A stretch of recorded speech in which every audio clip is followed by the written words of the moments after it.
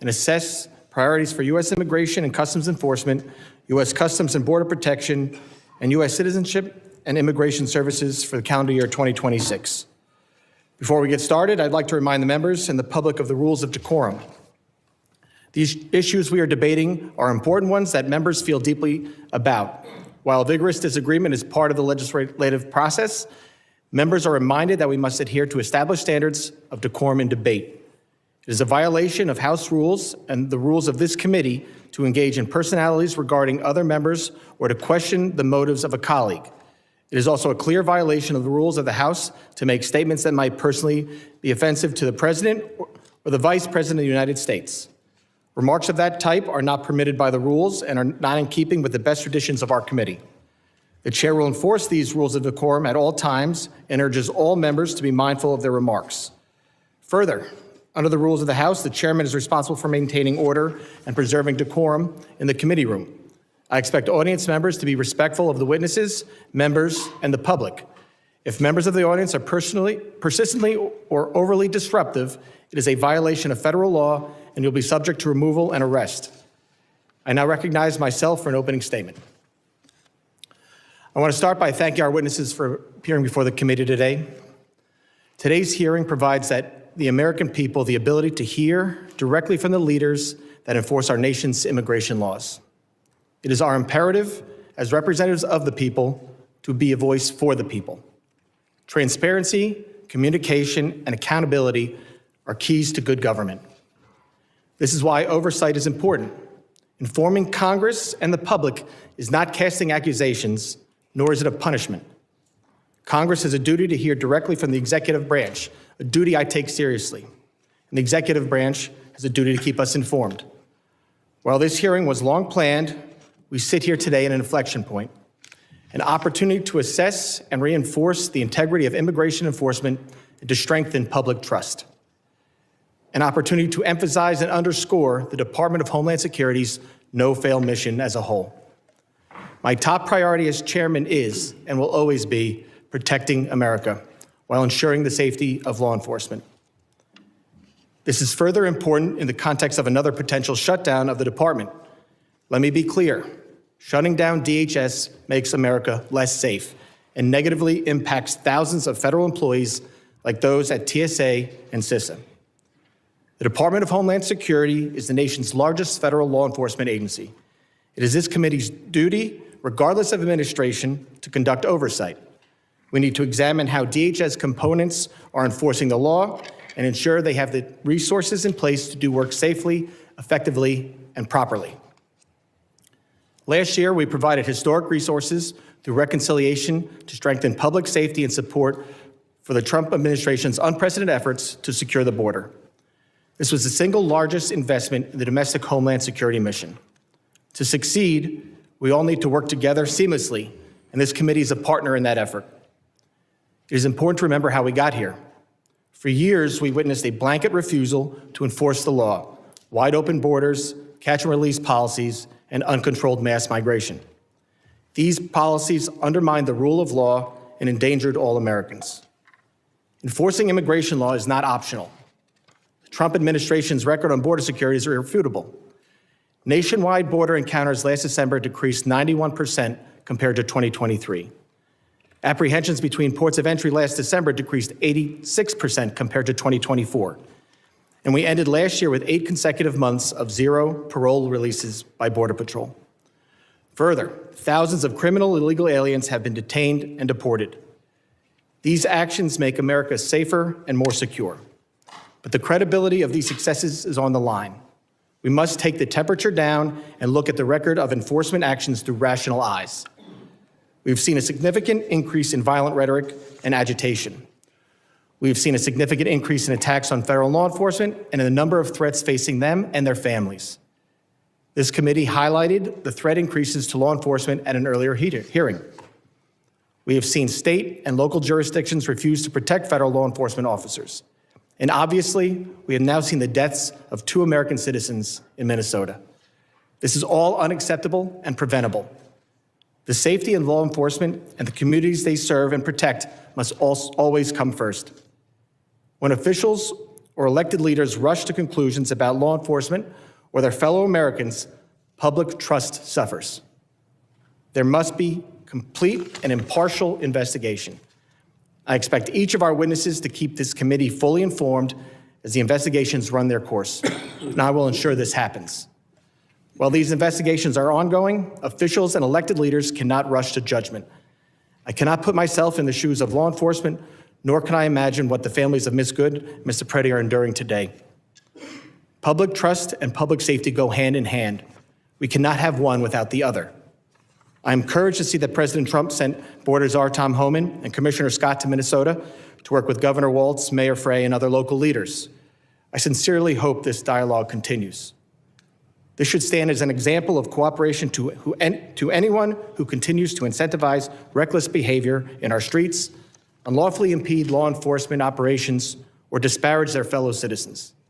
State and local officials should be partners, not obstacles when it comes to public safety. And federal officials should keep in mind that this kind of partnership is a two-way street. Everyone should have the same goal of keeping America safe. Transparency and communication are needed now more than ever. The department's no-fail mission hangs in the balance. A rule-based order is not one-sided. Enforcing immigration law and defending all Americans' constitutional rights, including the rights to peacefully protest, bear arms, and privacy, are not mutually exclusive. I want to thank Secretary Noem for making these witnesses rapidly available, and again, thank the three of you for being here today. As Border Czar Homan recently said, you can't fix problems if you don't have discussions. I hope we can have a positive, civil, and productive discussion today. Only together can we make our community stronger and the homeland safer for the future of all Americans. I now recognize the ranking member, the gentleman from Mississippi, Mr. Thompson, for his opening statement. Thank you very much, Mr. Chairman. Good morning to all of you who are here. Thank you for calling this hearing today. This important hearing has drawn a great deal of interest and attention, and many of my colleagues who represent the border city of El Paso and who have been leader on border security, Veronica Escobar, has joined us today and would like to ask questions of our witnesses. So, Mr. Chairman, I ask unanimous consent that the gentlewoman from Texas, Ms. Escobar, be permitted to sit with the committee and question today's witnesses as we have afforded that to other individuals in past hearings. Well, I thank the gentlewoman for their interest in today's important hearing. As I previously informed both the majority and minority, committee will not be entertaining off-committee member requests. Therefore, I object. Well, your objection is noted, Mr. Chairman, but I would, for the record, want to say that it's highly unusual that a member of Congress sitting with as much impact on immigration as her area is not afforded that courtesy. But you're the chairman, and that's your prerogative, as if it would be anyone else's. As the ranking member knows, we had many requests. This is a very important hearing. It is my duty to keep the wheels on this hearing and get actual answers on the record. I thank the gentlelady's interest. We had a lot of members who were interested in being here today, which is why we thought it would be best just to keep it for members of the committee. These gentlemen have repeatedly testified before many committees at the Capitol, and I'm sure other members will get the opportunity to do the same questioning. This is the Committee on Homeland Security. We had previously said we would not waive on members specifically for this hearing, and we're going to stick by that rule today. Thank you very much, Mr. Chair. May I say to Ms. Escobar, if there are questions you would like to have asked of these witnesses, if you will provide those questions to me or any other member of the committee, we'll be more than happy to transmit them. Thank you so much.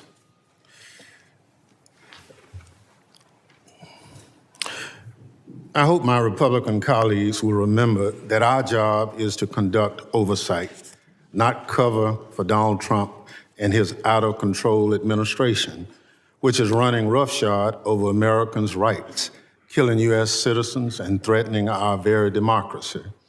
The disease rotting the Trump administration from the inside out started at the top and has infected every part of the executive branch. Nowhere is that more evident than at the Department of Homeland Security. This hearing is just the start of a reckoning for the Trump administration and its weaponization of DHS against American citizens and the principle our country stands for. DHS, led by Secretary Kristi Noem, must be held accountable for its lawlessness immigration operation. They are reckless, creating chaos in our communities, terrorizing adults and children alike, and undermining our moral authority as a nation of liberty and rule of law. Last month, an ICE agent shot and killed Renee Good, a Minneapolis mom, in cold blood as she drove away from him. After killing her, the agent called her a disgusting name. I won't repeat here. Other agents refused to allow a nearby physician to treat her. Democrats called for accountability. Instead, Secretary Noem blamed the victim, Ms. Good, and attempted to gaslight Americans with false claims that Ms. Good was a domestic terrorist. Renee Good was nothing of the sort. She was a mom, a wife, a neighbor, and an American citizen who did not deserve to die at the hands of her own government. She should be alive today. Ever since, the Trump administration has devoted the full resources of the federal government to blocking a legitimate investigation into Ms. Good's killing. If that isn't a sign of guilt, I don't know what is. Federal prosecutors had a warrant to collect evidence from Ms. Good's vehicle for a civil rights investigation into ICE's use of force, but FBI Director Kash Patel and other Trump administration officials demanded they drop it. Career prosecutors, duly bound to the rule of law, not the political prerogatives of the White House, resigned in protest. Blocking an investigation into the government's use of force against one of its own citizens is a self-dictatorship, not democracies. Every American should be outraged. Democrats tried to get answers in the aftermath of Ms. Good's shooting. We called on Acting Director Todd Lyons to testify at the committee's hearing 3 weeks ago. Unfortunately, he turned down the committee's invitation. This is part of a pattern of the Trump administration's refusal to comply with regular congressional oversight. Committee Democrats have sent multiple letters to ICE and CBP on critical issues, but most of them, 10, have gone unanswered. Mr. Chairman, I ask unanimous consent to include all 10 of these records into the record, letters into the record. Without objection. ICE has blocked members of Congress from visiting its detention facilities, even after reports of horrific conditions, detainee abuse, and a detainee being murdered in a DHS facility. I was one of those individuals who parted to a lawsuit to try to get ICE to just follow the law that says members of Congress can visit ICE facilities and present themselves at any time. So I understand that it's still being litigated, but I've been given authority to go, and I plan to do it this week just to test ICE's adherence to the law. Mr. Lyons is here today, nearly a month after we invited him. I guess DHS needed time to get his story straight before he came to testify under oath. Fearing more violence from federal law enforcement, Democrats have also called on DHS to rein in immigration agents and their brutal attacks on Americans immediately following Ms. Good's murder. But DHS ignored our pleas. Instead, Greg Vino, who styled himself in Nazi attire and takes joy in deploying tear gas at Americans, continued to roam around Minneapolis with his mass gang, terrorizing people and violating their constitutional rights. And tragically, our worst fears were realized. Just days after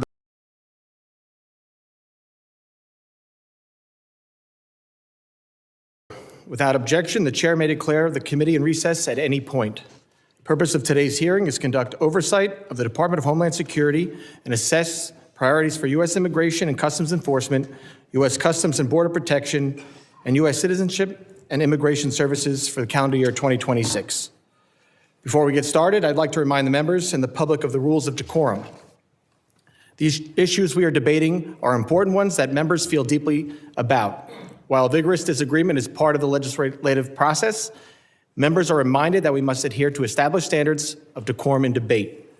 It is a violation of House rules and the rules of this committee to engage in personalities regarding other members or to question the motives of a colleague. It is also a clear violation of the rules of the House to make statements that might personally be offensive to the President or the Vice President of the United States. Remarks of that type are not permitted by the rules and are not in keeping with the best traditions of our committee. The chair will enforce these rules of decorum at all times and urges all members to be mindful of their remarks. Further, under the rules of the House, the chairman is responsible for maintaining order and preserving decorum in the committee room. I expect audience members to be respectful of the witnesses, members, and the public. If members of the audience are persistently or overly disruptive, it is a violation of federal law and you'll be subject to removal and arrest. I now recognize myself for an opening statement. I want to start by thanking our witnesses for appearing before the committee today. Today's hearing provides the American people the ability to hear directly from the leaders that enforce our nation's immigration laws. It is our imperative as representatives of the people to be a voice for the people. Transparency, communication, and accountability are keys to good government. This is why oversight is important. Informing Congress and the public is not casting accusations, nor is it a punishment. Congress has a duty to hear directly from the executive branch, a duty I take seriously. And the executive branch has a duty to keep us informed. While this hearing was long planned, we sit here today at an inflection point, an opportunity to assess and reinforce the integrity of immigration enforcement and to strengthen public trust. An opportunity to emphasize and underscore the Department of Homeland Security's no-fail mission as a whole. My top priority as chairman is, and will always be, protecting America while ensuring the safety of law enforcement. This is further important in the context of another potential shutdown of the department. Let me be clear, shutting down DHS makes America less safe and negatively impacts thousands of federal employees like those at TSA and CISA. The Department of Homeland Security is the nation's largest federal law enforcement agency. It is this committee's duty, regardless of administration, to conduct oversight. We need to examine how DHS components are enforcing the law and ensure they have the resources in place to do work safely, effectively, and properly. Last year, we provided historic resources through reconciliation to strengthen public safety and support for the Trump administration's unprecedented efforts to secure the border. This was the single largest investment in the domestic Homeland Security mission. To succeed, we all need to work together seamlessly, and this committee is a partner in that effort. It is important to remember how we got here. For years, we witnessed a blanket refusal to enforce the law, wide open borders, catch and release policies, and uncontrolled mass migration. These policies undermined the rule of law and endangered all Americans. Enforcing immigration law is not optional. The Trump administration's record on border security is irrefutable. Nationwide border encounters last December decreased 91% compared to 2023. Apprehensions between ports of entry last December decreased 86% compared to 2024. And we ended last year with 8 consecutive months of 0 parole releases by Border Patrol. Further, thousands of criminal illegal aliens have been detained and deported. These actions make America safer and more secure. But the credibility of these successes is on the line. We must take the temperature down and look at the record of enforcement actions through rational eyes. We've seen a significant increase in violent rhetoric and agitation. We've seen a significant increase in attacks on federal law enforcement and in the number of threats facing them and their families. This committee highlighted the threat increases to law enforcement at an earlier hearing. We have seen state and local jurisdictions refuse to protect federal law enforcement officers. And obviously, we have now seen the deaths of 2 American citizens in Minnesota. This is all unacceptable and preventable. The safety of law enforcement and the communities they serve and protect must always come first. When officials or elected leaders rush to conclusions about law enforcement or their fellow Americans, public trust suffers. There must be complete and impartial investigation. I expect each of our witnesses to keep this committee fully informed as the investigations run their course, and I will ensure this happens. While these investigations are ongoing, officials and elected leaders cannot rush to judgment. I cannot put myself in the shoes of law enforcement, nor can I imagine what the families of Ms. Good and Mr. Pretti are enduring today. Public trust and public safety go hand in hand. We cannot have one without the other. I am encouraged to see that President Trump sent Border Czar Tom Homan and Commissioner Scott to Minnesota to work with Governor Walz, Mayor Frey, and other local leaders. I sincerely hope this dialogue continues. This should stand as an example of cooperation to anyone who continues to incentivize reckless behavior in our streets, unlawfully impede law enforcement operations, or disparage their fellow citizens. State and local officials should be partners, not obstacles when it comes to public safety. And federal officials should keep in mind that this kind of partnership is a two-way street. Everyone should have the same goal of keeping America safe. Transparency and communication are needed now more than ever. The department's no-fail mission hangs in the balance. A rule-based order is not one-sided. Enforcing immigration law and defending all Americans' constitutional rights, including the rights to peacefully protest, bear arms, and privacy, are not mutually exclusive. I want to thank Secretary Noem for making these witnesses rapidly available, and again, thank the 3 of you for being here today. As Border Czar Homan recently said, you can't fix problems if you don't have discussions. I hope we can have a positive, civil, and productive discussion today. Only together can we make our community stronger and the homeland safer for the future of all Americans. I now recognize the ranking member, the gentleman from Mississippi, Mr. Thompson, for his opening statement. Thank you very much, Mr. Chairman. Good morning to all of you who are here. Thank you for calling this hearing today.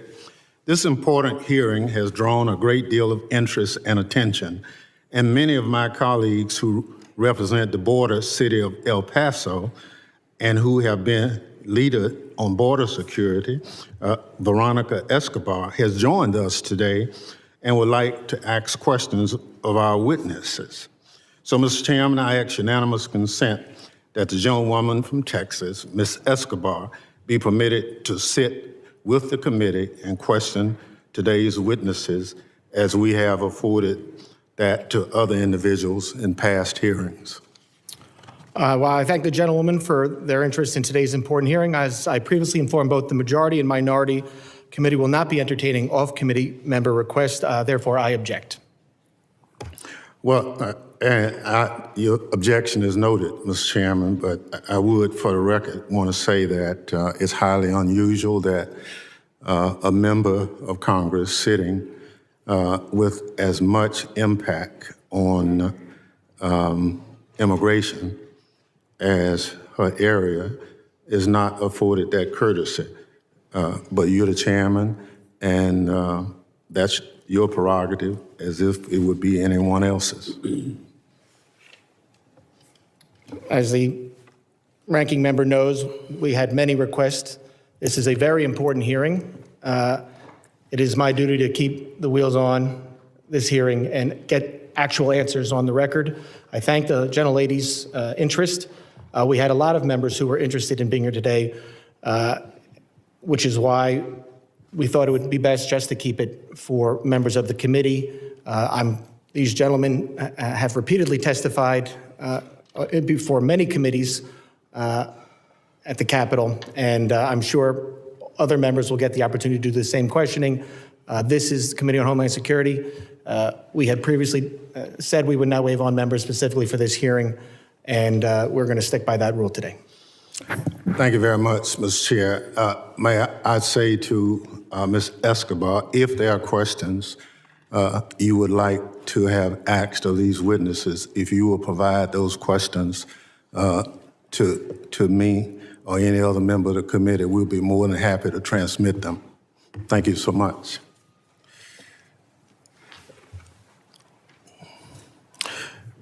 I hope my Republican colleagues will remember that our job is to conduct oversight, not cover for Donald Trump and his out-of-control administration, which is running roughshod over Americans' rights, killing U.S. citizens and threatening our very democracy. The disease rotting the Trump administration from the inside out started at the top and has infected every part of the executive branch.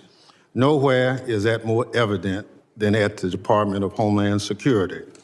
This hearing is just the start of a reckoning for the Trump administration and its weaponization of DHS against American citizens and the principle our country stands for.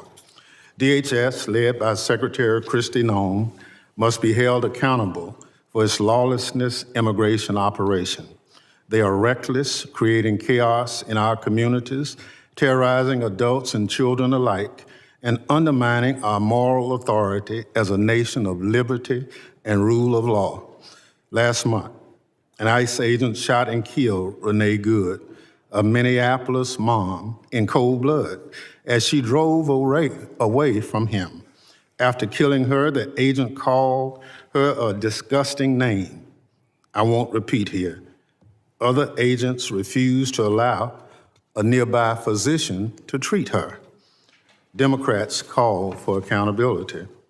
Instead, Secretary Noem blamed the victim, Ms. Good, and attempted to gaslight Americans with false claims that Ms. Good was a domestic terrorist. Renee Good was nothing of the sort. She was a mom, a wife, a neighbor, and an American citizen who did not deserve to die at the hands of her own government. She should be alive today. Ever since, the Trump administration has devoted the full resources of the federal government to blocking a legitimate investigation into Ms. Good's killing. If that isn't a sign of guilt, I don't know what is. Federal prosecutors had a warrant to collect evidence from Ms. Good's vehicle for a civil rights investigation into ICE's use of force, but FBI Director Kash Patel and other Trump administration officials demanded they drop it. Career prosecutors, duly bound to the rule of law, not the political prerogatives of the White House, resigned in protest. Blocking an investigation into the government's use of force against one of its own citizens is a self-dictatorship, not democracies. Every American should be outraged. Democrats tried to get answers in the aftermath of Ms. Good's shooting. We called on Acting Director Todd Lyons to testify at the committee's hearing 3 weeks ago. Unfortunately, he turned down the committee's invitation. This is part of a pattern of the Trump administration's refusal to comply with regular congressional oversight. Committee Democrats have sent multiple letters to ICE and CBP on critical issues, but most of them, 10, have gone unanswered. Mr. Chairman, I ask unanimous consent to include all 10 of these records into the record, letters into the record. Without objection. ICE has blocked members of Congress from visiting its detention facilities, even after reports of horrific conditions, detainee abuse, and a detainee being murdered in a DHS facility. I was one of those individuals who parted to a lawsuit to try to get ICE to just follow the law that says members of Congress can visit ICE facilities and present themselves at any time. So I understand that it's still being litigated, but I've been given authority to go, and I plan to do it this week just to test ICE's adherence to the law. Mr. Lyons is here today nearly a month after we invited him. I guess DHS needed time to get his story straight before he came to testify under oath. Fearing more violence from federal law enforcement, Democrats have also called on DHS to rein in immigration agents and their brutal attacks on Americans immediately following Ms. Good's murder. But DHS ignored our pleas. Instead, Greg Vino, who styled himself in Nazi attire and takes joy in deploying tear gas at Americans, continued to roam around Minneapolis with his mass gang, terrorizing people and violating their constitutional rights. And tragically, our worst fears were realized. Just days after the hearing, Mr. Lyons refused to participate in. CBP personnel shot Alex Pretti, and he was face down on Minneapolis' sidewalk, killing him in broad daylight. In the video of the incident, a DHS agent can be seen cheering Mr. Pretti's death. Americans watched the video in horror. Yet once again, Secretary Noem gaslit the public, made up a demonstrably false story about Mr. Pretti and blamed the victim for his own death. Mr. Pretti was a law-abiding U.S. citizen and a VA nurse who dedicated his career to caring for our veterans. Mr. Chairman, at our last month hearing, I asked for a moment of silence in the memory of Renee Good. Today, with great sadness about another American killed at the hands of DHS, I asked that the committee observe a moment of silence in honor of Alex Pretti.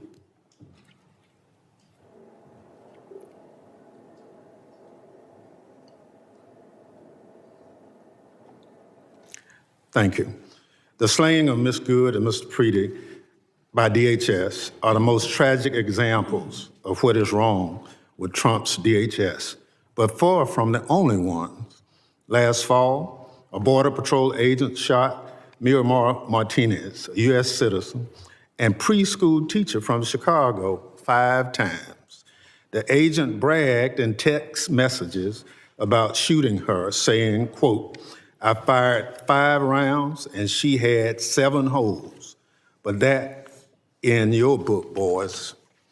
Again, the Trump administration tried to blame Ms. Martinez, the victim, but prosecutors dropped charges against her when it became apparent that the evidence contradicted the Border Patrol's phony account. Unlike Ms. Good's and Mr. Pretti's, we can no longer tell their stories. Ms. Martinez has shared her story about what Trump's DHS did to her. I want to play a bit of the video here because people need to see what ICE and CBP are doing to Americans. So this is the first one I realized. I was like, oh, it's just a pepper pellet, but no. And then I got shot right here. And then I have a wound on the side of my chest right here. And then I got 2 holes in my thigh. And then right here. Wow. Right here. Wow. You're covered in wounds. Wounds, yeah. And I want people to see like what's going on, like the type of stuff they're doing.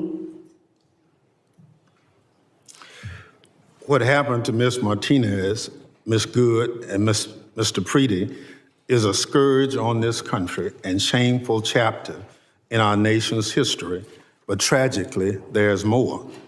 DHS agents recently used a 5-year-old Ecuadorian boy, Lehman Ramos, as bait to lure his family members outside their home to arrest them. The family had entered the country legally as asylum seekers and were living in Minnesota while awaiting their immigration proceedings. DHS sent the little boy and his father to detention in Texas for over a week. Thankfully, a judge ordered him released, slamming DHS for its, and I quote, and competently implemented deportation campaign.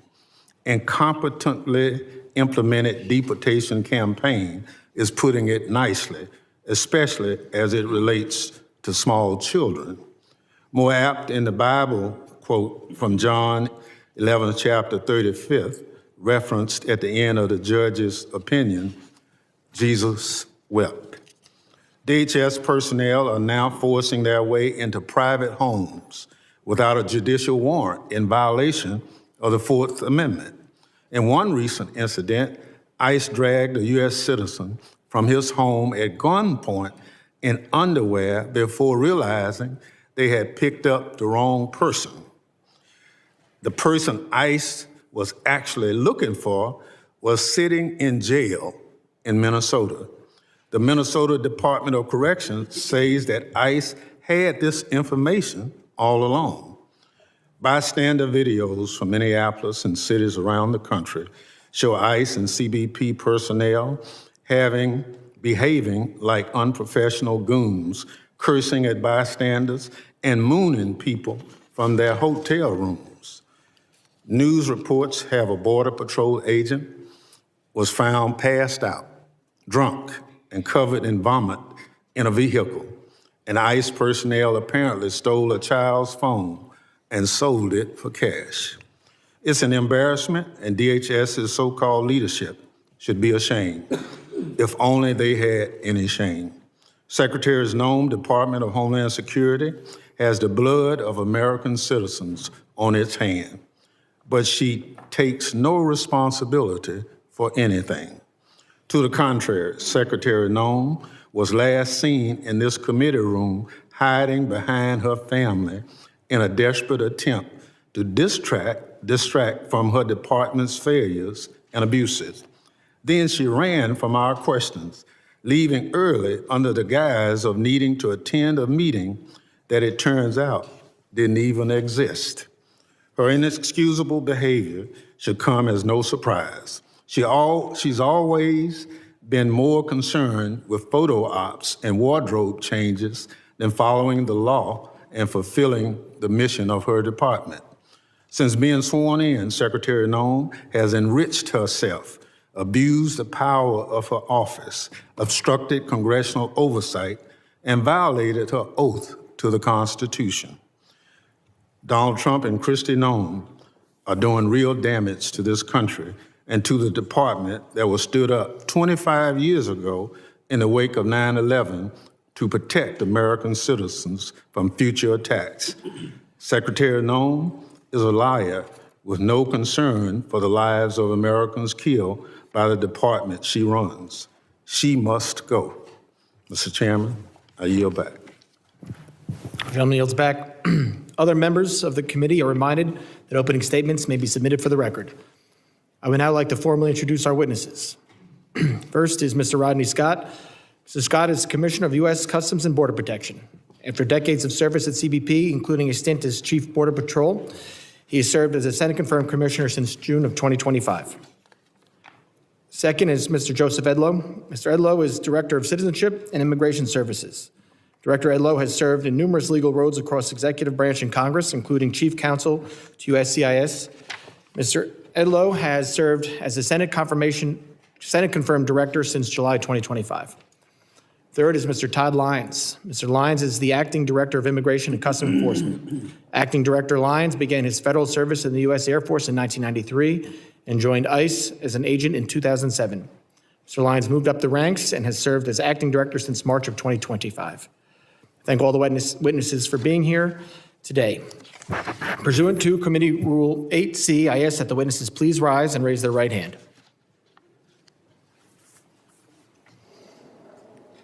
Do you solemnly swear that the testimony you will give before the Committee on Homeland Security of the United States House of Representatives will be the truth, the whole truth, and nothing but the truth, so help you God? Let the record reflect that the witnesses have answered in the affirmative. Thank you, and please be seated. I will now recognize Commissioner Scott for 5 minutes to summarize his opening statement. Chairman Garbarino, Ranking Member Thompson, members of the committee.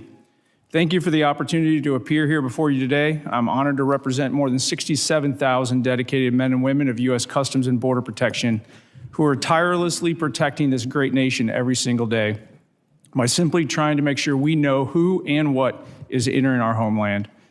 Border security is national security. Law enforcement personnel that selflessly provide this service to America increasingly perform under difficult conditions and intense public and political scrutiny. But these brave men and women deserve our gratitude and thanks.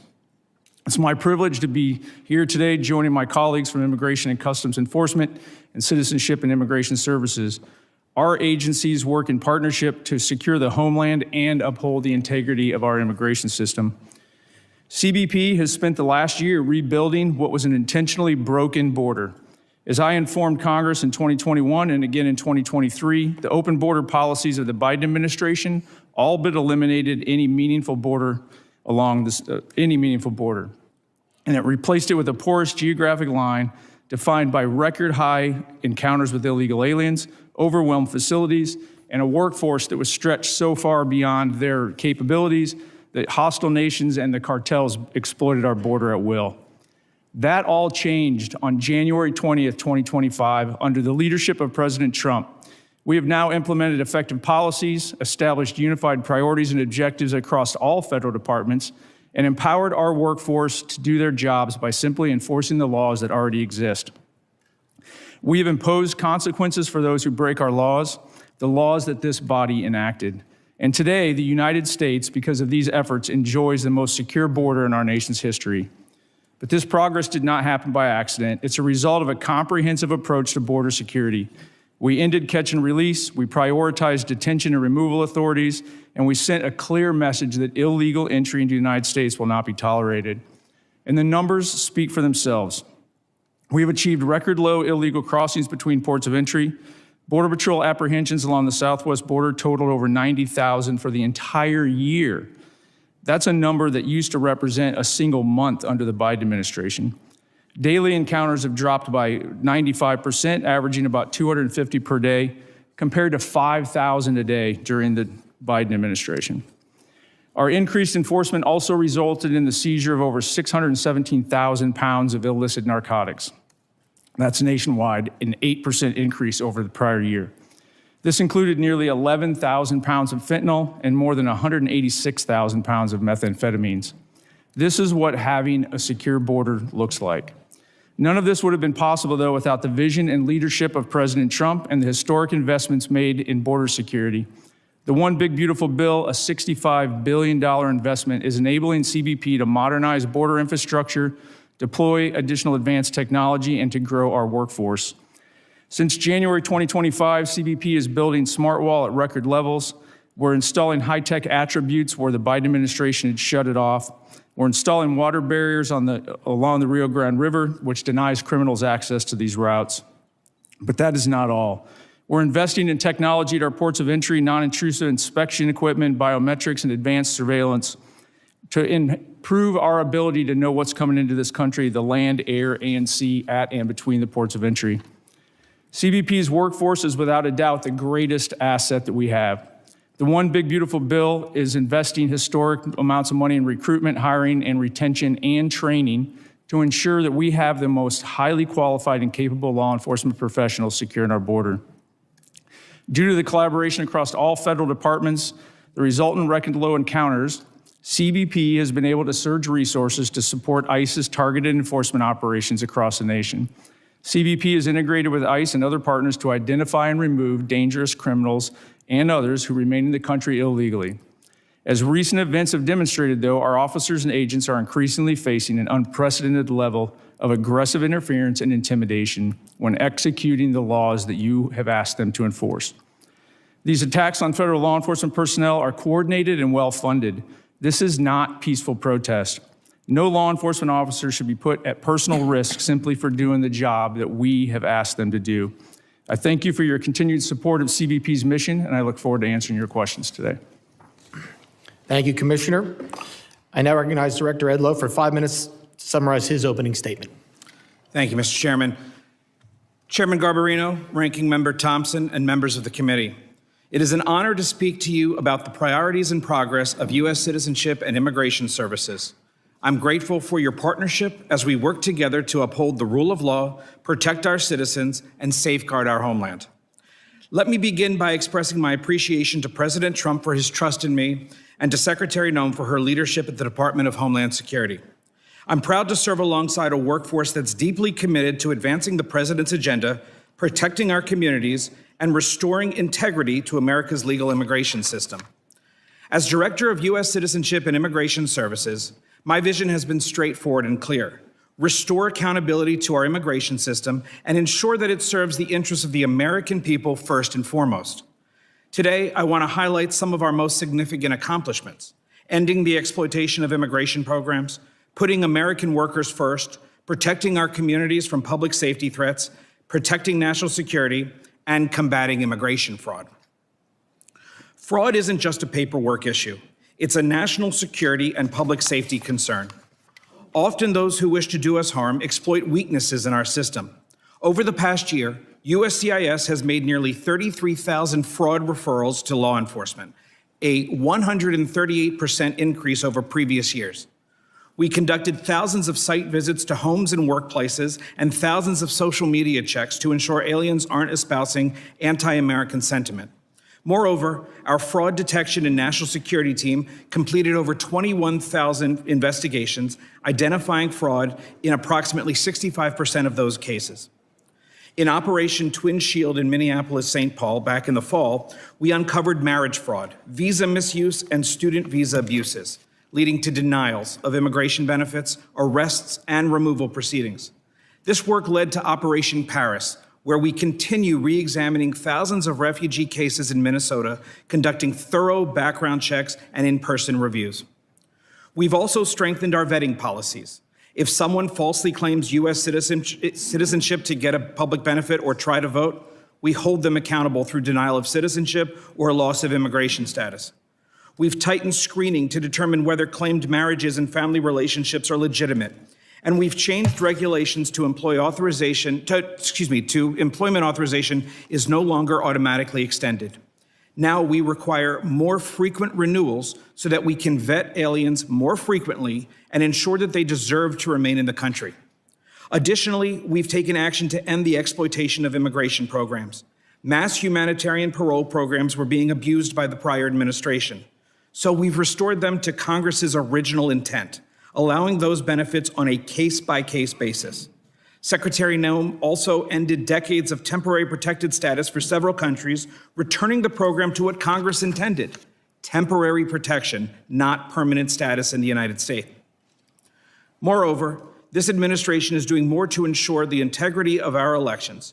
We enhanced the SAVE program so states can verify citizenship of those on their voter rolls more effectively. Since January 2025, we've processed over 58 million queries, and 27 states are participating. Additionally, federal agencies ran nearly 206 million SAVE queries last year to identify fraud and preserve public assistance benefits for lawful U.S. residents and citizens. We're also putting American taxpayers and communities and workers first. We affirmed that aliens should be self-reliant, not dependent on public assistance, and that their sponsors are liable for the cost of public benefits that they access. The Department of Homeland Security is also working to rescind the 2022 public charge rule, restoring our discretion to determine if an alien will rely on government assistance. We've proposed protecting American jobs by prioritizing H-1B visas for higher skilled, higher paid workers so that companies can't use those visas merely as a way to get cheaper non-citizen labor. We've also streamlined agricultural visa processing to better support American farmers. A major milestone was implementing the One Big Beautiful Bill, which added new fees for certain immigration processes. USCIS collects those fees, but only retains a small amount of the money, while the rest goes to other agencies and deficit reduction. Finally, protecting the American people is at the heart of everything we do. After the attack on 2 brave service members of the National Guard last November, Secretary Noem directed us to review immigration benefits for aliens from high-risk countries. In closing, U.S. Citizenship and Immigration Services is restoring integrity, accountability, and security to America's legal immigration system. These accomplishments reflect the dedication of our workforce and the transformative leadership of President Trump and Secretary Noem, both of whom have allowed USCIS to do the job it was created by Congress to do. We stand ready to continue working with Congress to protect the homeland and uphold the rule of law. Thank you, and I look forward to your questions. Thank you, Director Udlow. I now recognize Acting Director Lyons for 5 minutes to summarize his opening statement. Good morning. Chairman Garbarino, Ranking Member Thompson, distinguished members of the committee, thank you for the invitation to discuss the critical work U.S. Immigration and Customs is doing every day to carry out President Trump's agenda to keep America safe, restore order to our communities, and return the rule of law to this country. Under the leadership of President Trump and DHS Secretary Kristi Noem, the men and women of ICE have been empowered to do exactly what they're trained to do: arrest and remove illegal aliens and criminals from our communities. We are enhancing public safety, securing our national security, and finally restoring integrity to the immigration system that had been allowed to collapse. We have supercharged our partnerships with state and local law enforcement, empowering officers around the country through the 287G program to help ICE identify and remove criminal aliens. Those partnerships have increased more than 900% since President Trump took office, and our communities are safer for it. I am also proud of our agency's unprecedented hiring campaign that led to hiring of more than 12,000 officers and special agents in less than a year, and more than 222,000 individuals submitted applications. This expansion of a well-trained and well-vetted workforce will help further ICE's abilities to execute President's and Secretary's bold agenda. Before discussing our broader operations, I must address the situation in Minnesota and the dangers that ICE agents and officers face nationwide. While the investigations remain ongoing, I'm encouraged that some Minnesota officials are finally signaling the willingness to cooperate with ICE. But let me be clear, promises are not enough. We need action. In the wake of the unprecedented border crisis of the previous administration, ICE has stepped into the breach to enforce the law. This commitment has a cost. We are facing the deadliest operating environment in our agency's history. In fiscal year 2025, death threats against ICE personnel increased more than 8,000%. Assaults on officers have skyrocketed over 1,400%. One officer in Minnesota had his finger bitten off by a protester, egged on by elected officials characterizing our officers as Gestapo or secret police. The families of ICE personnel have been made to feel unsafe in their homes. I know this firsthand because my own family was targeted. But let me send a message to anyone who thinks they can intimidate us. You will fail. Despite these perils, our officers continue to execute their mission with unwavering resolve, and we are only getting started. ICE remains committed to the fundamental principles that those who illegally enter our country must be held accountable. Since the beginning of the second Trump administration, we have achieved historic results. From January 20th, 2025 through January 20th, 2026, ICE has conducted nearly 379,000 arrests. Among those arrests were more than 7,000 suspected gang members and over 1,400 known as suspected terrorists. The president tasked us with mass deportation, and we are fulfilling that mandate. Thanks to the resources provided by this Congress, we are ramping up detention capabilities and removal flights daily. In the last year alone, we conducted over 475,000 removals. It's a brutal reality that criminal immigration today is organized by sophisticated, ruthless, transnational criminal organizations. These include cartels and transnational gangs President Trump has rightly designated as foreign terrorist organizations. The only way to defeat them is to destroy their revenue. Within Homeland Security investigations, our special agents are delivering critical outcomes in the fight against transnational crime. We are seizing fentanyl before it kills our children and dismantling the networks that poison our communities. In FY25 alone, we seized more than 2.5 million pounds of narcotics, a 50% increase from the previous year and a critical blow to transnational organization groups everywhere. HSI criminal arrests are at the highest point in history. However, our approach is just not about enforcement. It is about restoring order and dignity to the human beings sold alive by smugglers and exploited by these TCOs. In August 2024, the DHS Office of Inspector General released a report that concluded that more than 291,000 unaccompanied alien children out of nearly 450,000 transferred from DHS to HHS custody were simply lost by the system. We are talking about children exploited in factories, abused in sexual trades, and living as indentured servants on American soil.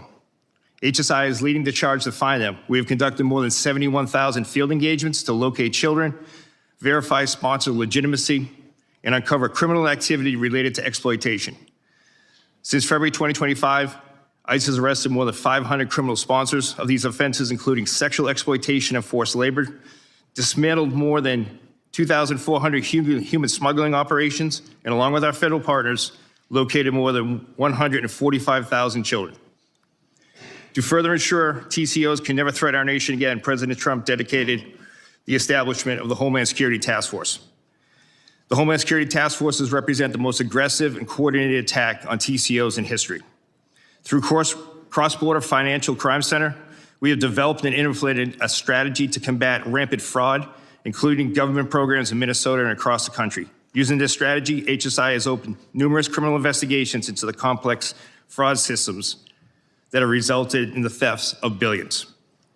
Much of the fight ICE faces continue to be fueled by so-called sanctuary cities. These jurisdictions provided a shield for criminal aliens when a local jail refuses to honor ICE detainer and releases that predator back into the community. ICE exists to enforce America's longstanding immigration and custom laws. These laws are grounded in common sense, national sovereignty, and simple morality. Our officers and agents enforce these without hesitation, without apology. I ask that all the members of the committee treat them with profound respect that they have earned.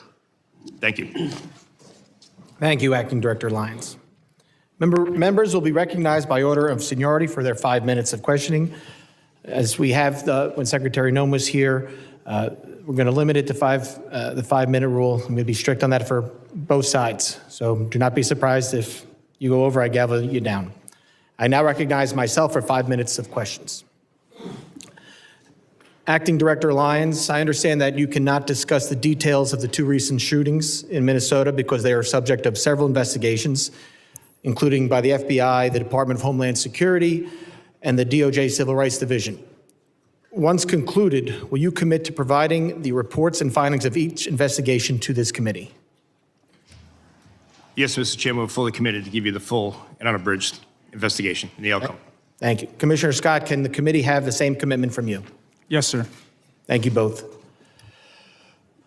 Commissioner Scott and Acting Director Lyons, following this hearing in writing, I'd like to know what is the standard operating procedure for each of your agencies for an investigation when deadly force is used. But currently, Acting Director Lyons, are those procedures being followed for the 2 uses of deadly force in Minneapolis this past January? Yes, Mr. Chairman. Were those, and Commissioner Scott? Yes, sir, they are. Were the standard procedures followed from the beginning? Mr. Lyons? Yes, sir, they were.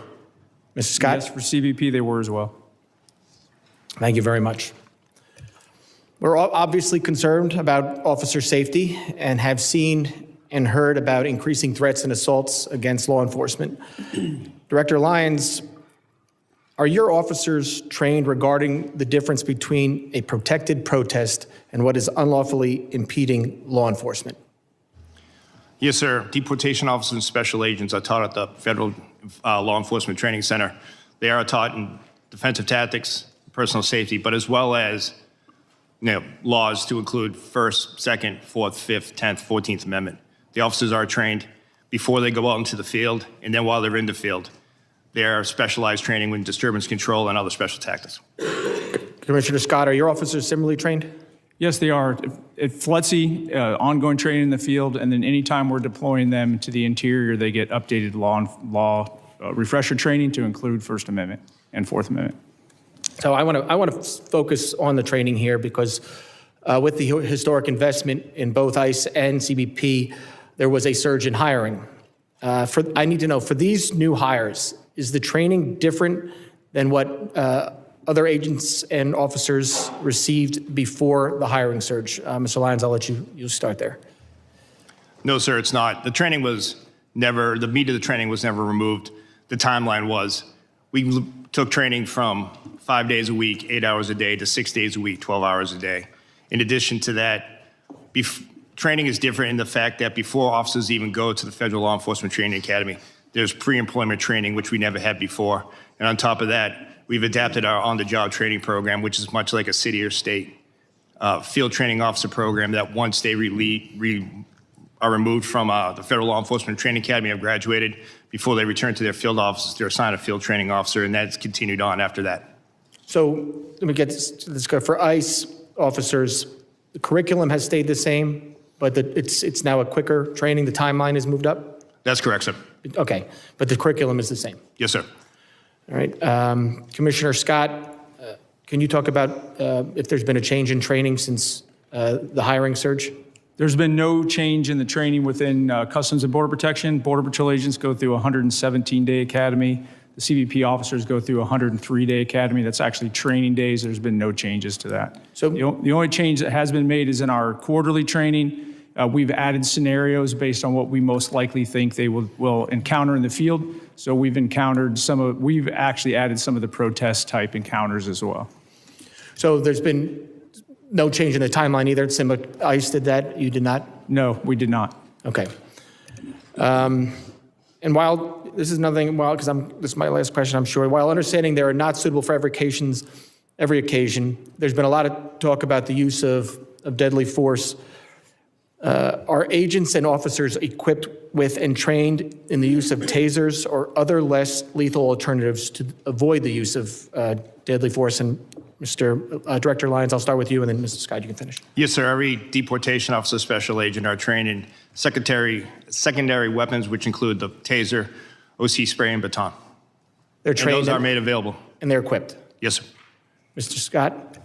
It's a similar answer that all of our agents have to carry a secondary weapon. They train at the academy, and then they go through quarterly refresher training every 3 months. Okay, I appreciate it. I will have, I'm sure, for some follow-up questions today, and I will submit those to you in writing. But with that, I yield back, and I now recognize the ranking member for 5 minutes of questions. Thank you very much, Mr. Chairman. Mr. Lyons, how many ICE agents have cameras as of today? Sir, as of today, more than 3,000 ICE officers have cameras that are active in the field, with another 6,000 being deployed, sir. So how many in the field? How many ICE agents are in the field as of today? Oh, I'm sorry, sir. Agents in the field today? You said agents in the field. I'm just trying to get the number of ICE agents who have cameras on their body as of today. Approximately 3,000, sir. 3,000 out of how many? Out of approximately 13,000, sir, that are in the field. So you have 3,000 out of 13,000 who have cameras. Yes, sir. Mr. Scott? I don't have the actual number in front of me right now. It's about 10,000. We're building that program out as we speak. 10,000 out of how many? Out of about 67,000. But the catch there is the ports of entry, we have significant video. Nope. I don't want to go to ports of entry. I just want to know how many cameras right now do you have on your agents? When you say agents, Border Patrol agents, there's about 10,000. 10,000 That's an out. 10,000 out of how many? Out of 20,000 Border Patrol agents. So half of them. Approximately, yes. So I'll give you a chance to look at that since you said approximately and get back to the committee on what's the accurate number. Not how many you're purchasing, how many as of this day. Understood, and I will get you that number. Thank you. Mr. Lyons, what's the regular timetable of training an ICE agent? Sorry about that, sir. Right now, the training is approximately 47 days at the Federal Law Enforcement Academy. Overall training is about 3 months, sir.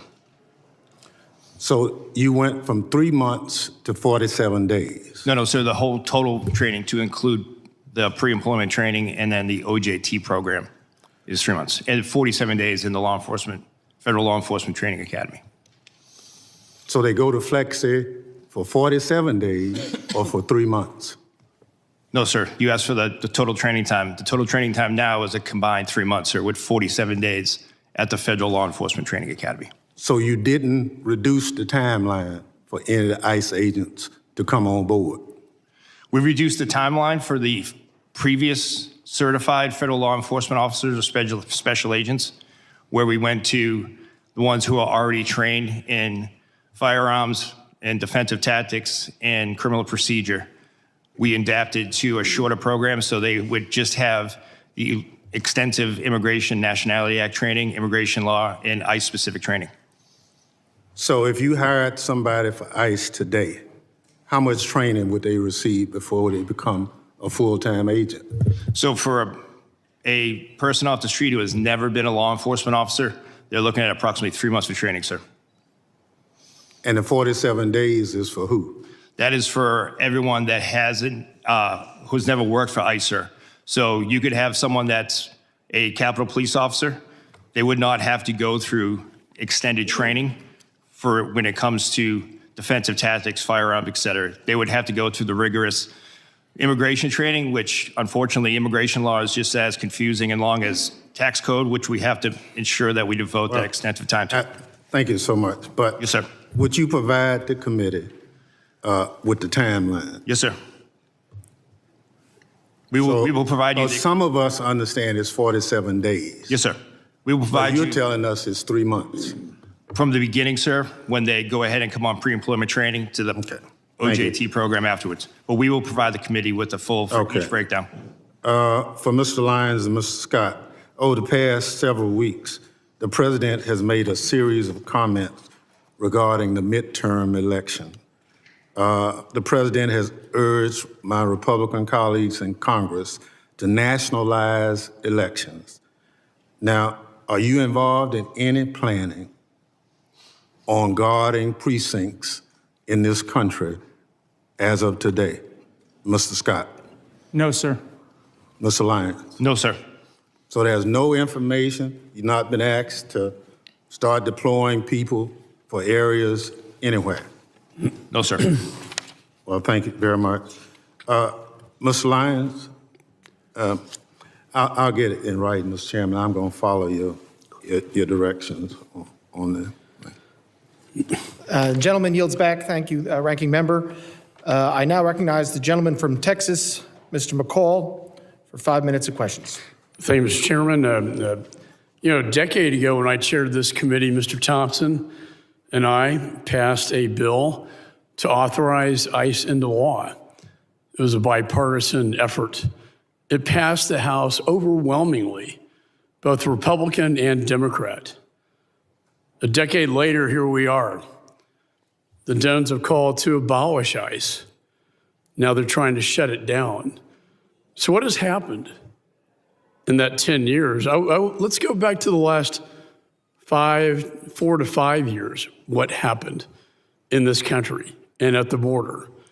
As someone who lives in a border state of Texas, we saw the most dangerous, wide open border that I've seen in my 22 years in Congress. 10 to 12 million people, and that's what we know about. I think it's far greater, came into this country. Many of them dangerous, violent criminals, some known or suspected terrorists, which I find extremely dangerous. That's why I served as an impeachment manager for Mayorkas, because he violated federal law. The federal statute says, as a former federal prosecutor, I know this, shall detain aggravated felons. What did Mayorkas do? He told his agents, that's discretionary. You can release them.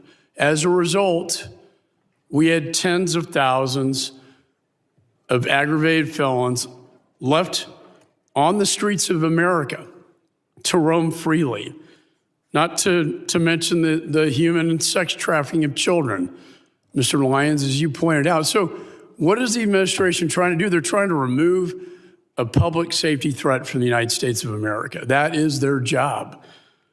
Restoring public safety should be the #1 priority. And one of the problems here, as I examine it, is that Minnesota, Minneapolis in particular, is a sanctuary city. What does that mean? That means that it's a magnet for illegal. They're protected under the current situation because state and locals will not cooperate with federal law enforcement. In fact, Mr. Lyons, is it not true that they were not honoring ICE detainers that were put on dangerous felons in prison so that you could remove them from the United States? That is correct, sir. The detainees were not honored at the local level in Minneapolis. This is the #1 violation. In addition, the rhetoric on the left led to over 1,000% increase in assaults on ICE officers, an increase of over 8,000 of death threats to them. All this created a perfect storm for our officers being thrown into this situation. And then Agent Bovino came into the picture, and I would argue, in fairness, that he escalated the situation by the way that was handled. Your officers are not trained to effectuate crowd control. They are trained to move in surgically, go in and remove these dangerous, violent criminals from the United States of America. I've called for de-escalation after the 2 deaths, the 2 shootings that took place. I believe that these roving patrols should be done at the border rather than in the major cities of the United States. So when the president decided to remove Agent Bovino and put in Tom Homan, who I've known for years, a consummate professional, law enforcement professional, I commended the president. And what has been done since Mr. Homan came into the job? We now have targeted law enforcement operations. He is returning to the original mission of ICE. He is working with state and locals to do the crowd control. He is getting them to honor the ICE detainers. He is also getting the body cameras put on them. And the roving patrols, in his words to me, should be done at the border, not in major cities. My question to you, Mr. Lyons, is Mr. Homan now, are his operations in Minneapolis now bringing the situation under control? So we've seen a de-escalation in the fact that the protests, while they still go on, have subsided, and ICE has been allowed to do their targeted, intelligence-driven enforcement operation. Just the other night, local authorities arrested 54 protesters at the local level where ICE officers did not have to be engaged in that. My final question to you, do you believe the model that Mr. Homan is now setting in Minneapolis should be a model for the nation? Gentleman's time is expired. If I could allow the witness to answer. I understand that, but I'm holding I'd it like to on the 5 minutes. record an answer, Mr. Chairman. Do you agree that Mr. Homan's model is one for the nation? Gentleman's time is expired. Yes or no? I now recognize the gentleman from California, Mr. Swalwell, for 5 minutes. A couple nights ago, I met with a woman who works as a cashier at a grocery store, and I told her I was coming to see you, Mr. Lyons, and she said, will you ask him, and she didn't want to give her name. She was terrified to give her name. But she said, when I get off my shift around midnight and I walk through the parking lot to my car, she said, if somebody rolls up in an unidentified van and gets out wearing all black and their face is covered and they don't have any identification and they ask me to get into the van, how do I know who they are? How does she know, Mr. Lyons? How does she know if they're an ICE agent or bad guys? Sir, ICE agents have identifiable placards on their uniforms as well as their badges representative, but you won't see ICE agents rolling through the parking lots and just snatching someone up. ICE does intelligence-driven, targeted enforcement operations. Well, Mr. Homan and others have said that they target individuals based on the color of their skin and the accents that they speak, and that's why people are running through the fields and factories where they work. Director Lyons, last year you said in Phoenix at the Border Security Expo that you wanted to see a deportation process that was like, quote, Amazon Prime, but with human beings. Mr. Lyons, how many times has Amazon Prime shot a mom 3 times in the face? None, sir, but you're also... It's the square root of 0, that's right. Yes, sir. Yeah, but if we're going to go down that route of my comment, I did say that comment.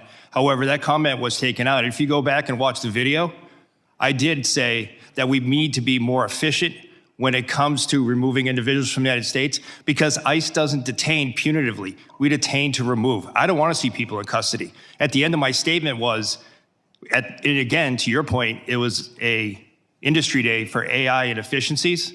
But I did say at the end of it, but we deal with human beings, so we can't be like them. And speaking That's of the key part that you're leaving out. Well, speaking of human beings, how many times has Amazon Prime shot a nurse 10 times in the back? None. How many times has Amazon Prime dragged a woman out of her car by her hair and then dragged her down the street? None. How many ICE agents have been fired for their conduct under your leadership? Sir, I can get you that data. I'll get that back to you. Is it more than one? I'm not going to speak about personnel actions, but I'll get you that data. Can you tell us if at least, God, I hope at least one person has been fired for their conduct since these operations have begun? Are you telling us you can't even say one person's been fired? Sir, I'm not going to talk about personnel actions, but we will get back to you. But 2 people have been killed so far. Is that right? A nurse named Pretti and a mom named Good. 2 people have been killed so far. Yes, sir. Mr. Lyons, will you apologize to the family of Renee Good for being called a domestic terrorist by the president and his leadership? No, sir. Why not? Sir, I welcome the opportunity to speak to the family in private, but I'm not going to comment on any active investigation. Is she a domestic terrorist? Sir, I'm not going to comment on the investigation. And the president and Secretary Noem are elected officials. That's their right to their comments. But as career law enforcement, we won't speak to any. Do you agree with their comments? Sir, I'm not going to go ahead and talk about any ongoing investigation. Will you apologize to the family of Alex Pretti for also being called a domestic terrorist?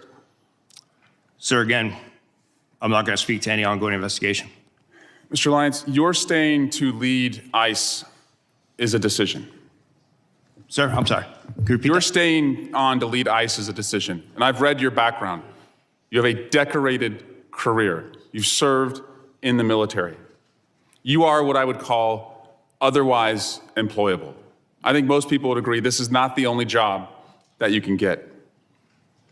But since you've been on this job, women have been dragged by their hair through our streets. A 6-year-old child battling stage 4 cancer has been deported, and it turns out he was a U.S. citizen. People are running through the fields where they work. People who've gone to the streets as allies have been shot and publicly executed. It's a decision to stay on at this point. And considering your honorable service in the past and the dishonorable acts that those who have worked for you have conducted, and the disgraceful statements that the leadership above you have said, you now have a decision. Will you stand with the kids who you're supposed to protect, or will you side with the killers bringing terror to our streets? Mr. Lyons, will you resign from ICE? No, sir, I won't. Why not? Because, sir, that child that you're showing right there, the men and women of ICE took care of him when his father abandoned him and ran from Gentleman's law enforcement. time has expired. You never should have gone into Gentleman's time has expired. I recognize the gentleman from Mississippi. Mr. Guest for 5 minutes. Thank you, Mr. Chairman. Mr. Chairman, we stand on the verge of a second Democrat shutdown of the United States Department of Homeland Security just within the last 90 days. The Department of Homeland Security employs 260,000 men and women across 22 different agencies.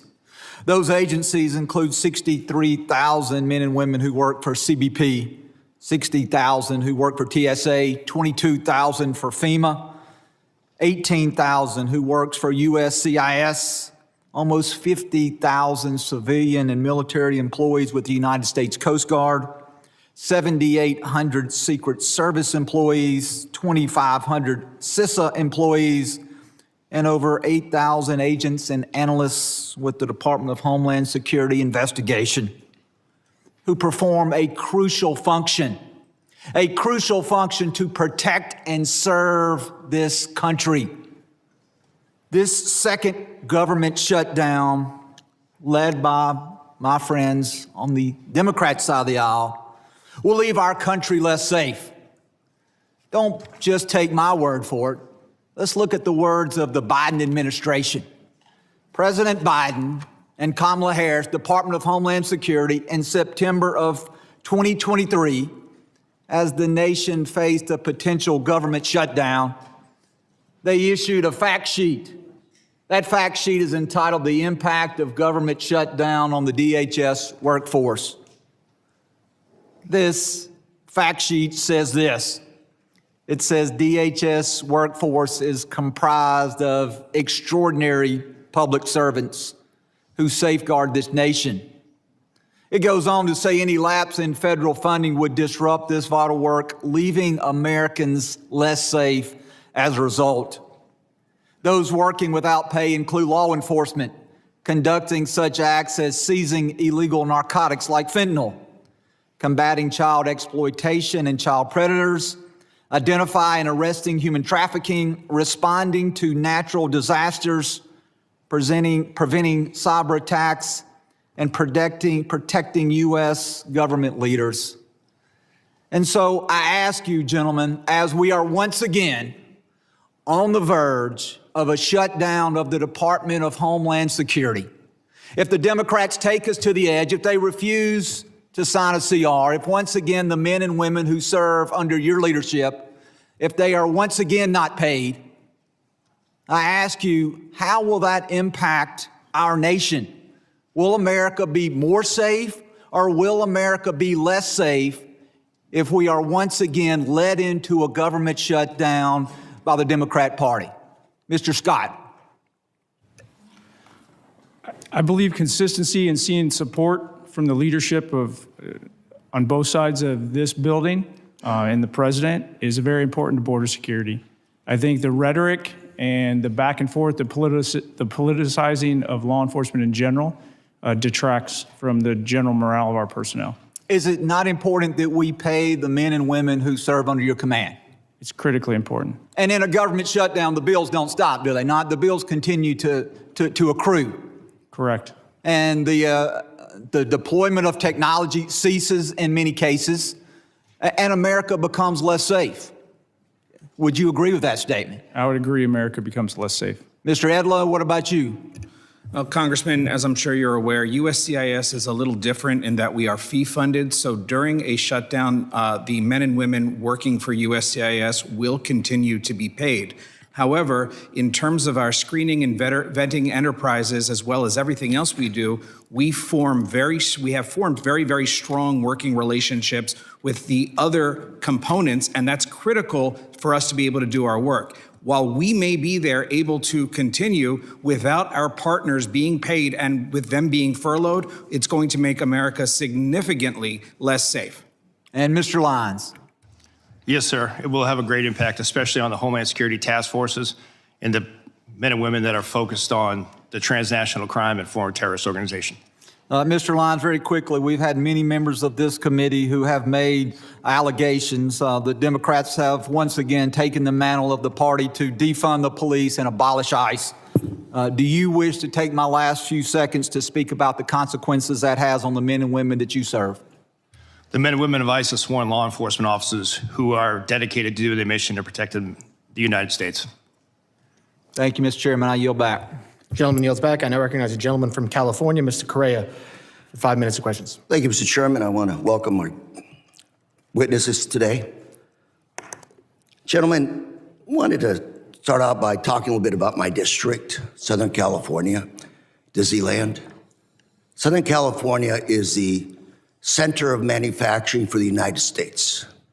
California, biggest ag state in the Union.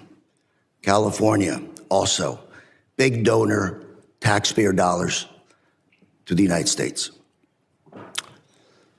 President Trump got elected on the promise to deport the worst of the worst. Your numbers, Mr. Lyons, less than 14% of those arrested by ICE first year, 2025, had charges or convictions of violence. 70% of those deported had not even a traffic ticket.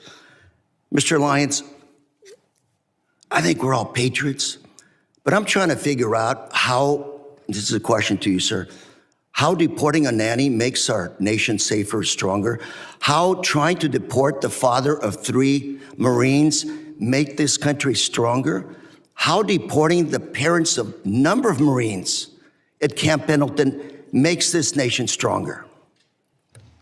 Sir, thank you for your welcome, first off. Just to address your the numbers with the 14%, sir, that's 14% that are listed as violent criminal felonies. However, what's left out of that is the fact that what's left off that list. Those 70% that don't have a traffic ticket and deported, how has that made our nation stronger? Sir, if you look at what ICE has done, more than 60% of every individual that is in ICE custody has a pending or a conviction on a criminal charge. Not to count. Sir, let me move ahead. I only have 3 minutes, and we'll talk later. Sir. Let's talk about American citizens. Again, back home. Young people asking me, what do I have to carry with me so I won't be deported? Is, Mr. Lyons, carrying a passport, is that enough so they won't be detained or deported in my district? Sir, an American citizen shouldn't carry or shouldn't feel the need to carry. Let me tell you what some of your ICE agents have done. They pulled over a gentleman in a pickup truck, showed his passport, they threw it to the side, detained him. What do we have to do to show that we're American citizens? Sir, no American citizen falls under Title VIII. No American citizen will be arrested for being an American citizen. But you just said to my colleague that nobody has been fired because of violations of the law for disciplinary actions, yet this is happening in my district. Mr. Lyons, we're a very boring district. We work hard, mind our own business. ICE in our streets now. People are terrorized. American citizens. Number of cases of Americans being detained, being taken in, some being held for 5 days. Sir, what do we do with those people in that situation? What do we tell them? Sir, I don't know of any particular case that you're speaking of American citizen being. I'm more than happy to provide you a list, sir. 100%, sir. So let me ask you, sir,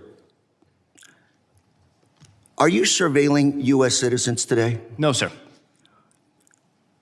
Those people protesting, practicing this First Amendment right, photos of them, data taken, they're not being placed in any kind of a database?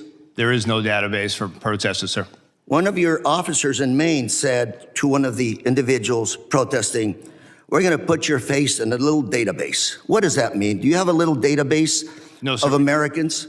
No, sir, we don't. Then what do you think your ICE agent was doing to this individual when he said those statements? I can't speak for that individual, sir, but I can assure you there is no database that's tracking United States citizens.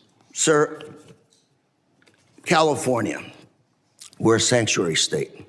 Does that cause you a problem picking up individuals? Yes, sir.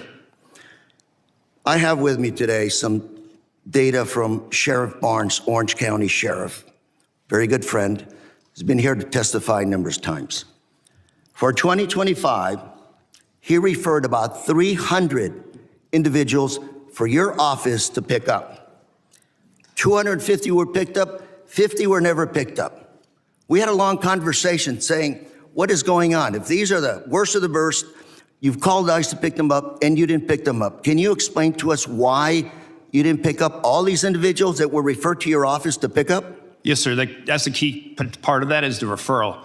We make sure that those individuals are eligible to be placed in detention and for movability. So you never even looked at those individuals. Gentleman's time. I would like to talk to you about this issue later on, Mr. Lyons. Thank you very much. Time has expired. I now recognize the gentleman from Texas, Mr. Pfluger, for 5 minutes of questions. Thank you, Mr. Chairman. Why are we here? And I think it's pretty clear that until proven otherwise, at 5 years of experience, that it seems like one side of the aisle is in favor of open borders and wants to abolish ICE. And I hope that that can be proven wrong. And the other side of the aisle wants to enforce the laws that are on the books. Commissioner Scott, how many administrations have you worked for in your career? Since the Clinton administration? So multiple Republicans, multiple Democrats. Correct. Is it a crime to enter this country illegally and to skip a notice to appear, to skip a court-ordered appearance, and to not comply with the laws that are on the books? Yes, sir. Has that changed since you started working for President Clinton? No. So I can't imagine establishing the fact that it is a crime to skip a notice to appear. We had 10 to 12 million people who entered this country illegally in the Biden administration. As a conservative estimate, there are sanctuary cities all throughout the United States who have said, we will not comply with federal laws. That's why we're here today.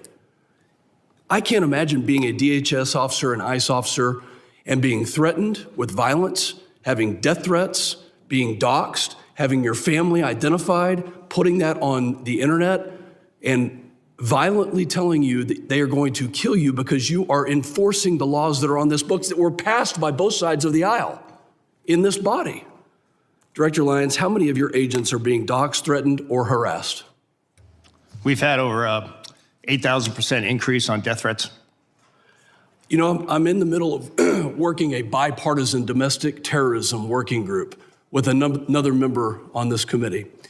There is a group called Defend 612 that has come out with tactics, techniques, and procedures in Minneapolis to do things like encourage protesters to impede law enforcement, to push civilians towards legally and physically risky confrontations, to help mobilize a counter-protest, to coordinate strategies and trainings to aid illegal immigrants to avoid detention. Are you familiar with groups like this, Defend 612?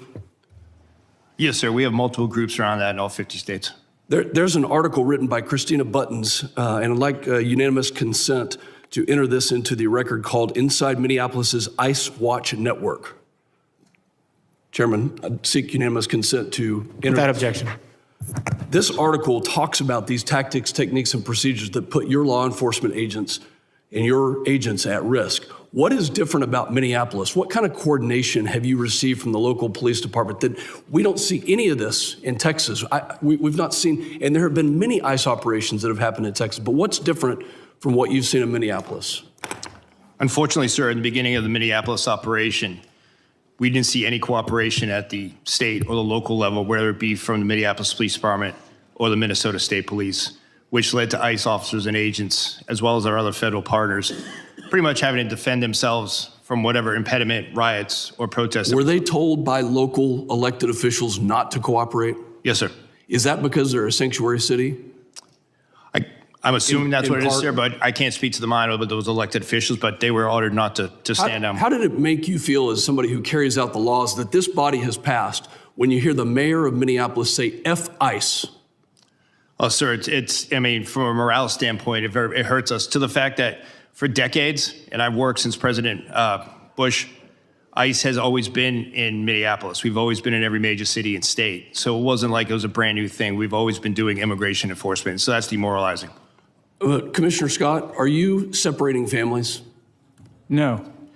Tell me about when you served President Obama. Has anything changed in the policy of deportation? And how many people did President Obama deport?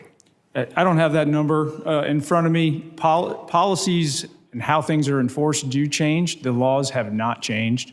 I believe what you're referring to is literally when someone is arrested, whether it's on immigration or whether it's a normal criminal offense, and they have children, we don't necessarily prosecute the children. But when someone's deported, if they want to take their children with them, they have that right. We do not separate them. I hope that the other side of the aisle will read this article on Defend 612 and look at the tactics, techniques, and procedures. And if this is domestic terrorism, where we have a group that's on signal that is calling out agents and doing things to interrupt, intercede, and prevent law enforcement from carrying out the laws that this body passed, that you'll have the courage to call it domestic terrorism if it is that way. And I yield back. Gentleman yields back, and I now recognize the gentleman from Michigan, Mr. Tanadar, for 5 minutes of questions. Thank you, Mr. Chairman, and good morning to our witnesses. Commissioner Scott, did the ICU nurse, Alex Pretti, deserve to die? I cannot comment on an ongoing investigation, sir. Do you believe that he deserved to die? Should he be killed by your agents? I'm not going to comment on an ongoing investigation, sir, before it's concluded and all the facts are available. Do you agree with CBP Commander Bovino's statement that Alex Pretti was planning to massacre law enforcement agents? I'm not going to comment on an ongoing investigation, sir. Director Lyons, did Renee Good deserve to die? Sir, I can't comment on ongoing investigations. Director Lyons, do you agree with Secretary Noem and Vice President Vance's characterization of Renee Good as a domestic terrorist? Sir, I can't speak to their comments as that they are their own, but as an ongoing investigation, I can't speak to that. Director Lyons, what did your agents mean when he said, "You raise your voice, I erase your voice"? In the video just that we have seen, all of us have seen. Sir, I'm not aware of that video that you have, sir. I can't comment on what that officer has said. Does that statement, if I show you the video of that, does that statement reflect the value of your agency? And does ICE respect and adhere to the First Amendment? Yes, sir. ICE does respect and refer to the First Amendment, but that doesn't respect your statement that you said doesn't represent the values of the men and women of ICE. Commissioner Scott, does CBP respect and adhere to the First and Second Amendment? Yes, we do. Don't you agree that Alex Pretti had every right to exercise his First and Second Amendment freedoms before being shot in the streets by one of your agents?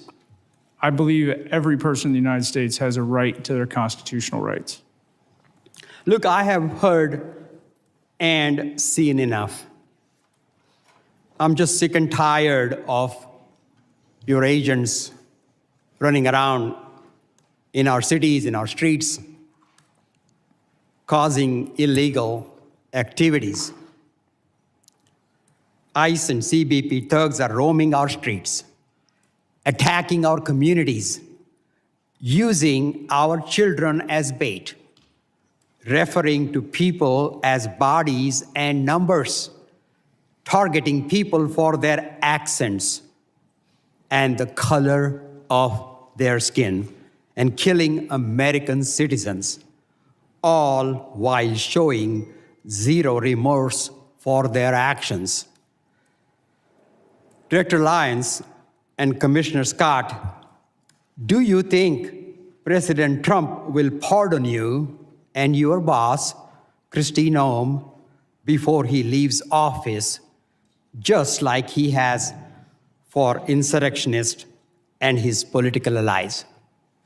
Do you believe President Trump will pardon you? Go ahead.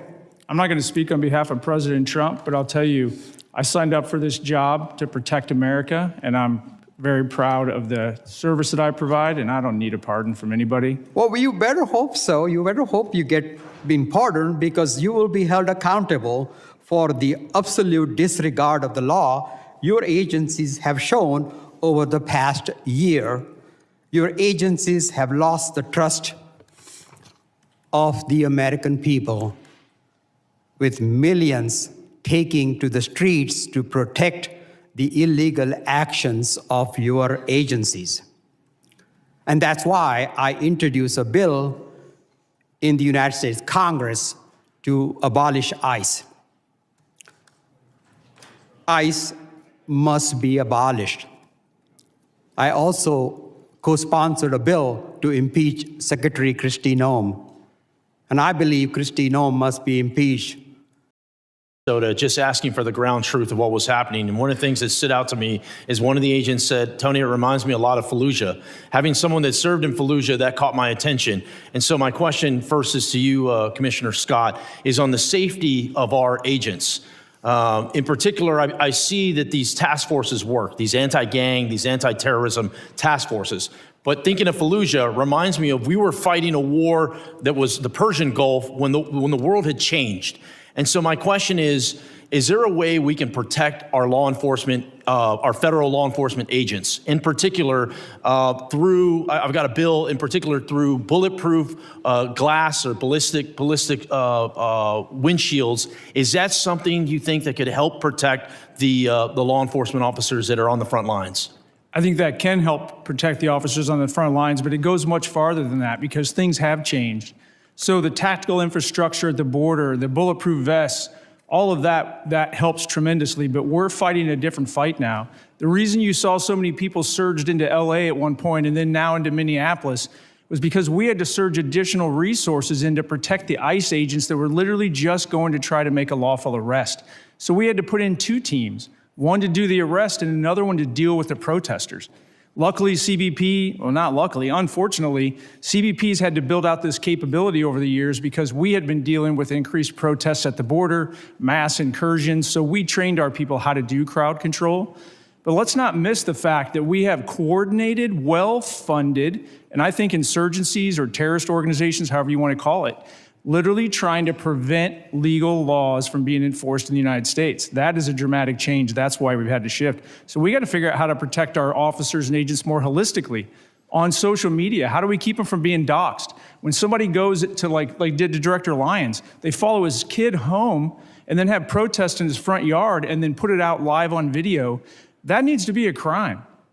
I don't want to violate anybody's right to free speech, but going into your front yard and harassing your family just because you're a law enforcement officer, that should not be a protected action. The world has changed, and we need to change with it to make sure our federal law enforcement officers and their families are protected. My next question is for Director Lyons. Body cameras have been deployed in Minnesota. I think transparency helps regain public trust. Is there any plan to release any of the footage to the public? 100%, sir. That's one thing that I'm committed to is the full transparency, and I fully welcome body cameras all across the spectrum in all of our law enforcement activities. And yes, sir, body cam footage will be released. I agree with you completely. Everyone assumes this body camera footage is bad footage. So, in so many cases, it's the exact opposite. And we get a show from the officer's lens what exactly they're dealing with on a daily basis, not just a 15-second clip we see on TikTok or whatever it may be. I'm very pleased to hear the releasing of more public footage.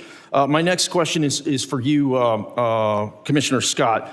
As a member of Congress, I have a very similar, all of us, the question's really for all of us. As a member of Congress, what can I do to make sure what happened in Minnesota doesn't happen in my community? Put laws in place that protect our officers and agents so they can go out and do their job confidently and know they really truly have the backing. And then, I gotta plug it, actually fund the programs. So when body cameras got rolled out to CBP, the technical capability of the camera got rolled out, but the funding for the personnel to support the programs and the data, that can drain basically all your other operations. So fund the entire program so that we can be transparent and that we can make sure America knows what we're doing, because that trust is critically important. Thank you for that. My next question is Director Edlow. Too many times we talk about the enforcement side, which I think is very important. We see the millions of criminal aliens that are loose in our country. We got to go out there and keep our community safe. But we need to be talking more about the legal aspect of it, the people that are doing it the right way. I was very encouraged to see 65,000 visas get released not too long ago. The question I have is, what are the details? What is the timeline behind that? What is the purpose of those? Can you specifically speak to the legal visa process? Well, if you're referring to the 65,000 that were the supplemental Yes. H-2Bs. That's exactly right. So that's there's 60,000 or 65,000, 66,000, excuse me, that go out every year at 2 times in the year. And then Congress has for many, many years given the department the authority through the secretary to increase that based on the needs of the country.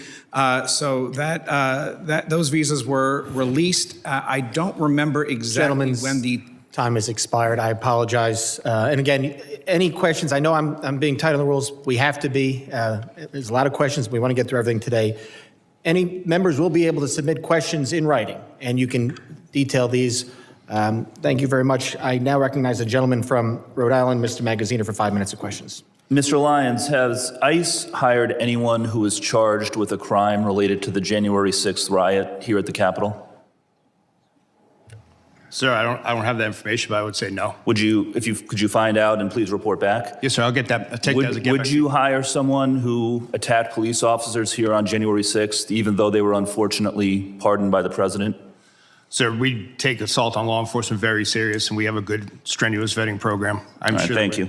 Commissioner Scott, how many of your agents have been disciplined for excessive use of force over the past year?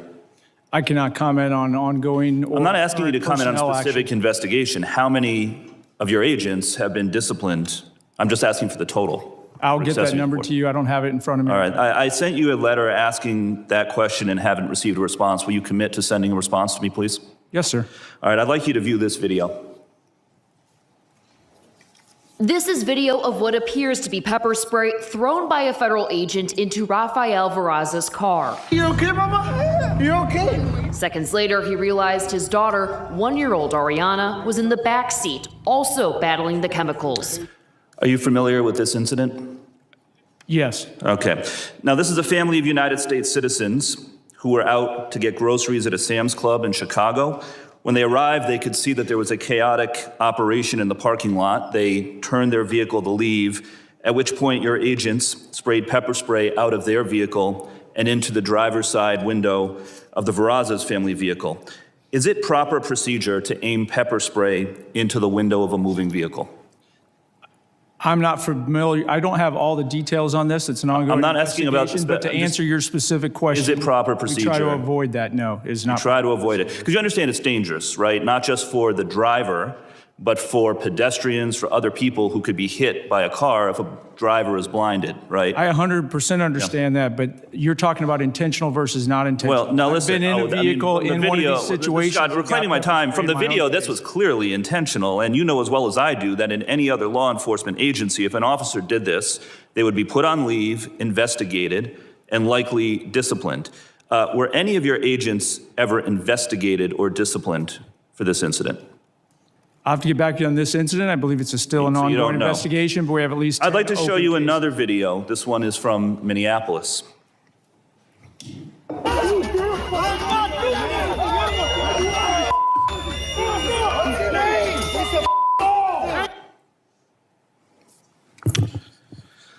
So as you can see, the agent sprayed pepper spray at close range directly into the face of an individual who had already been pinned to the ground by 3 other agents. And there's a picture of this behind me to give you a better view. Is this proper procedure for the use of pepper spray? I cannot comment on that because you're only showing one piece, and that subject is clearly not been compliant. investigated? But this is not the intended use of this weapon, correct? The intended use is to try to avoid escalating. It's to de-escalate the situation. Well, he was already pinned to the ground by 3 other agents. I think he had been de-escalated. Is there any investigation into this agent for doing this? I'll get back to you. There are several open investigations. All right. Listen, there has been no accountability in your agency under the Trump administration. None. Your agency has repeatedly been caught on tape using unnecessary violence against civilians, and you can't even tell me if any of these agents have been investigated or disciplined. You are supposed to be making people safer, and instead your agents are being unnecessarily violent. And that is why the Trump administration has lost the trust of the American people on immigration. Understand, it's not just the actions of the agents in the field, it is the lack of accountability from the top that has caused public trust to erode. And there need to be major reforms before we vote to give any of you any more funding. Your agencies need to act like other law enforcement agencies. Take off the masks, wear badge numbers, enforce discipline with real standards of conduct. But accountability starts at the top. Kristi Noem is completely unfit and should be removed from office. And all of the operations that we just watched were overseen by Commander Gregory Bavino, who himself engaged in excessive use of force. He even admitted that he lied to a federal judge when he claimed he had been hit by a rock prior to throwing a tear gas canister at a crowd of civilians. But then after the footage came out, and that turned out to be not true, he admitted that he had lied about it. Mr. Scott, what disciplinary action do you plan to take against Mr. Bavino? I cannot comment on personnel actions on any. Is there an investigation underway or being considered into Mr. Bavino? Every allegation and every use of force is fully investigated. Well, please investigate him. Goes through a review board. You need to start enforcing discipline. Gentleman's time has expired. I now recognize the gentleman from Alabama, Mr. Strong, for 5 minutes of questions. Thank you, Chairman Garbarino, Ranking Member Thompson, and thank you to all our witnesses for being here today. Let me start with the simple facts. The border is now closed. Fentanyl poisonings are down by more than 35%. I thank each of you for your service to our country. I remember in April of 23 when then Secretary Mayorkas testified before this very committee that the U.S. border was, and I quote, secure, close quote, and not open. At the same time, under his leadership, illegal alien population surged to over 11 million. They were coming from more than 160 different countries as migrants were released into our country by the millions. That's what the Biden administration, in concert with Secretary Alejandro Mayorkas, did to America. They sold America out. The consequences of their failures were predictable. When the United States failed to enforce its border, The winners are not legal immigrants or American communities. It's the cartels, drug smugglers, human traffickers, and violent criminals. We didn't need new laws to stop this crisis. We needed a president willing to enforce the laws already on the books. President Trump did exactly that. Another promise made, another promise kept. And today, the number of illegal aliens being released into our country is zero. Zero. That's what it took, a president to make the hard decisions. And America is better because of it. So my question is straightforward. Commissioner Scott, was Secretary Mayorkas telling the truth when he testified before this committee that the border was secure? Consistent with my prior testimony, no, he was not. As you stated earlier, the underlying immigration laws haven't fundamentally changed in decades.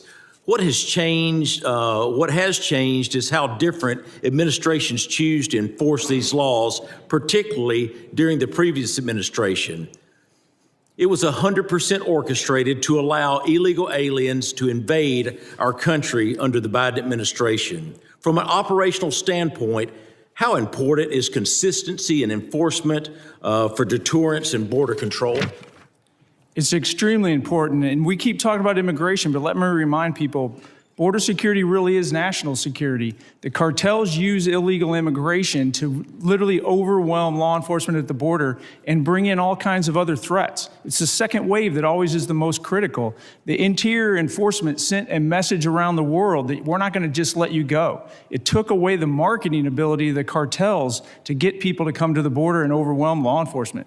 This all works together. It's critically important because it is national security. Thank you, Commissioner. The men and women of DHS deserve our respect and the ability to do their job effectively without mixed signals from Washington. I also want to be clear, I support the men and women who work every day to secure our borders and enforce federal immigration laws. But lately, we've seen growing strain on political rhetoric that goes beyond policy disagreement and targets the legitimacy of law enforcement itself. Rhetoric that puts a target on the backs of agents doing their jobs.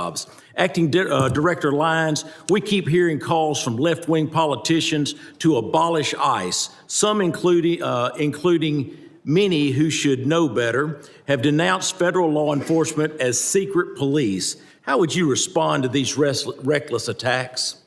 Sir, I can speak from personal experience, having served multiple administrations, that the men and women of ICE are out there every day doing the law as it's written. What are the consequences of not enforcing federal immigration laws? Sir, if you look at what ICE has done, if you look at the amount of, as I said earlier, the amount of known and suspected terrorists that we removed from the country, we arrested 1,477 this year and removed 1,480. Just that impact alone, along with the 7,800 gang members, makes a significant impact on public safety and national security. Thank you. Turning to you, Director Edlow, the U.S. Citizenship and Immigration Service plays a role in administering legal immigration and protecting the integrity of the system. When immigration enforcement is undermined or treated as illegitimate, how does that affect USCIS's ability to manage lawful pathways, prevent fraud, and maintain public confidence in the legal immigration process? It makes it absolutely impossible, Congressman, and that's why we've done everything we can to administer that system now and to not cut corners that were previously cut during the last administration. Thank you. Mr. Chairman, I yield back. The gentleman yields back. I now recognize the gentleman from New York, Mr. Goldman. 5 minutes of questions. Thank you, Mr. Chairman. Mr. Lyons, what guidance have you given to your agents about asking people walking on the streets of America to show proof of citizenship? Sir, as I stated earlier, the men and women of ICE, deportation officers, special agents, we conduct targeted intelligence-driven operation. We don't walk around on the streets asking people about their American citizenship. Really? So all of those individual American citizens who have been randomly asked are lying. Is that what you're saying? Sir, if the men and women of ICE are conducting an investigation, whether it be for Title 8 immigration enforcement or Title 18 criminal enforcement, they'll ask someone their nationality. Right, but that's not targeted because they're asking all sorts of American citizens, including off-duty law enforcement. Now, have you directed at any point your agents under the Supreme Court's racial profiling ruling to only stop non-white people and those who look like immigrants to ask for their citizenship papers? No, sir, I haven't. Now, you are aware, of course, and there's well-documented, numerous well-documented instances of people, American citizens, being asked to show and prove their citizenship. Do you know what other regimes in the 20th century required similar proof of citizenship? Yes, sir. What? Sir, there was various nefarious regimes that did that. Is Nazi Germany one? Yes, but Is the Soviet Union one? I honestly, Sir, I'm asking the questions. Is the Soviet Union one? Yes, sir, but I totally, this is the wrong type of questioning. I'll tell you what the wrong type but of actually, thing sir, is. Sir, it's it's my Holocaust time. Museum. Reclaiming my time, sir. If you want to go see Reclaiming my Nazis, time, that's what Mr. it is. Chairman. It's not the men and women of ICE that are out there doing it every day. So to say that the men and women of ICE are Mr. Chairman, I'm reclaiming my time. I would like my wrong. time back, please. Please give me another 15 seconds because he was unnecessarily speaking. You said in your opening statement that references to ICE as the Gestapo or the secret police encourages threats against ICE agents. 100%. The problem is you have it backwards, sir. People are simply making valid observations about your tactics, which are un-American and outright fascist. So I have a simple suggestion.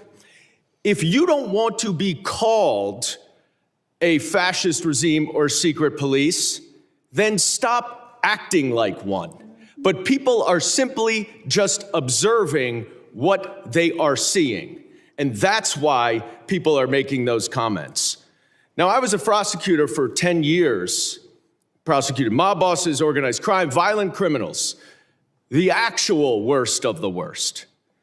Not a single criminal law enforcement agent that I worked with wore a mask to conceal their identity. But your department, which is a civil law enforcement agency, is defending the use of masks by your agents because of a so-called rise in threats and assaults against your officer. Now, you said in your opening testimony that assaults against ICE officers are up by more than 1,400%, which is now even more than the 1,300% that your gaslighting spokesperson, Tricia from Ohio, has recently been citing. But here's the problem. There are two separate, very detailed, very thorough investigative reports based on your own data that both conclude that assaults against ICE officers are up about 25%, which is far less, of course, than you assert and far less than you would expect from an agency that has more than doubled its hiring and has an even greater increase in arrests. Now, why is that a problem, Mr. Lyons? It's a problem because the explanation that your agents are wearing masks because of fear of assaults or doxing is outright bogus. You and your untrained, unqualified, unvetted, unidentified agents are intentionally terrorizing our cities and communities all over this country to avoid accountability for their excessive force and their lawless actions. That is why you're wearing masks, so no one can hold you accountable, and you know that the FBI is not going to, because notwithstanding all of the investigations all of you say are going on, the Department of Justice and the FBI has stated they are not investigating those two murders. This is not the America that I know and love. This is not the America my immigrants came to. And it's long past time that you rein in your out-of-control agency and start following the law and the Constitution, and I yield back. Gentleman's time has expired. I now recognize the gentleman from Arizona, Mr. Greene, for 5 minutes of questions. Thank you, Mr. Chairman. It's interesting being in this hearing today, where my Democrat colleagues continue to demonize ICE and Homeland Security. I think history and context are very important here. It's not lost on most of the American public that my Democrat colleagues actually caused this entire crisis with their open border policies that they all voted for, letting in close to 15 million illegal aliens. I also want to go through real quick some numbers of ICE deportations with other presidents who I believe both you, Mr. Scott, and you, Mr. Lyons, have worked for. Under President Clinton, 12 million illegal aliens were deported and removed from this country, some voluntary, some departures. Key, no riots. Under President Bush, 2 million, no riots. Obama, who was often referred to as the deporter-in-chief, 5 million, including returns, no riots. President Trump in his first term, 2 million deported, no riots. President Biden, 4 million, including expulsions, varying by estimates, no riots. President Trump again this year, 625,000 with 2 million voluntary leaving through CBP Home App. Mr. Scott, can you explain why these other presidents that you work for, both Democrat and Republican, have deported far more people than this president and we've seen no riots? I would say it has a lot to do about rhetoric and misleading the American public about what's really going on and how important border security really is to this nation. Let's talk also about my Democrat colleagues and something they also supported, and that's these sanctuary cities. I think that's very important, and I don't think a lot of Americans really understand these sanctuary cities. Mr. Scott, Mr. Lyons, is it true that you would rather send your officers into a jail to get some of these illegal alien criminals? Is it safer for your agents and also the illegal alien criminal if your officers are able to go into a jail instead of having to go out and find them on the street? Mr. Lyons, I'll start with you. Yes, sir, it would be. You wouldn't see the amount of law enforcement officers involved in immigration operations. Right. How about you, Mr. Scott? I 100% agree with the director, and just as importantly, it would allow me to put more agents back on the border to prevent people from getting in here in the first place. Let's also talk about these riots.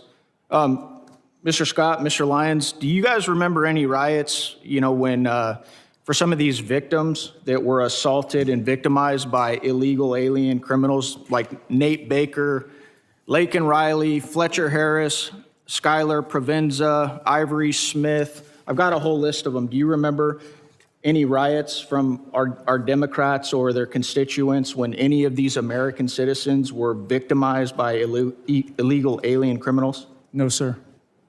No, sir. Why do you think that is? Because that's the question that I get asked all the time. Congressman, why do the Democrats care more about illegal alien criminals than they care about these American citizens, many of them who are young, have their entire lives ahead of them, didn't show up to a protest, right, to obstruct federal law enforcement. They're just going about their daily lives and they get victimized by people who aren't supposed to be here. Why do you think they don't care about American citizens? I cannot speculate, but when I look at the chaos that it creates and the corrosive nature that it creates, I go beyond the politics of the United States and I look at our nation state adversaries like Iran, Russia, and China, and their influence on social media to keep this negative discourse going. And I think this is a much bigger issue than we're actually admitting that it is in here. I want to tie this together to something that's very pertinent that's going to happen this week here in Congress, where the American people are going to see the bookend of what's going on. We are going to attempt to pass the Save America Act, okay? Which requires documentary proof of U.S. citizenship to register to vote. It imposes photo ID requirements to vote, and it penalizes officials who do not enforce these requirements. And you won't see most of these folks over here on the other side that are demonizing you guys right now. You will not see them support it. So they let millions and millions of illegal aliens into the country. They set up these sanctuary cities so you can't go enforce these federal laws that are on the books that Congress has passed. And now they won't vote to stop these illegals from voting in our elections. If the American people don't understand what this whole thing is about, it's about one word, and it always has been, and that is power. They want power, and they need these illegals to vote in our elections. That's why they don't care about the fraud either, because they need those votes as well. Thank you. I yield back. Gentleman yields back. I now recognize the gentlelady from Illinois, Ms. Ramirez, for 5 minutes of questions. Thank you, Chairman. My mother, a Guatemalan immigrant and an American, taught me that I have the responsibility to look evil in the eye and to fight it back. Mr. Lyons, Mr. Scott, Mr. Edlow, you have used your power to perpetrate great evil. And it's about time you answer this committee for the lawlessness that you've empowered and defended in your testimony. Mr. Lyons, I want to start with you. And I want to talk about ICE. Because under your leadership, ICE has shot and killed Silverio Villegas Gonzalez and Renee Good, violated nearly 100 court orders in January alone. You've used banned chokeholds in more than 40 cases, engaged in warrantless arrests despite of a consent decree, and you used children as bait to put 3,800 children in detention. You created traps for people at immigration court who were following the law and doing it the legal way. And you broke the law by entering into people's homes without a judicial warrant in violation of the Fourth Amendment. Now, let's talk about you, Mr. Scott, and CBP next.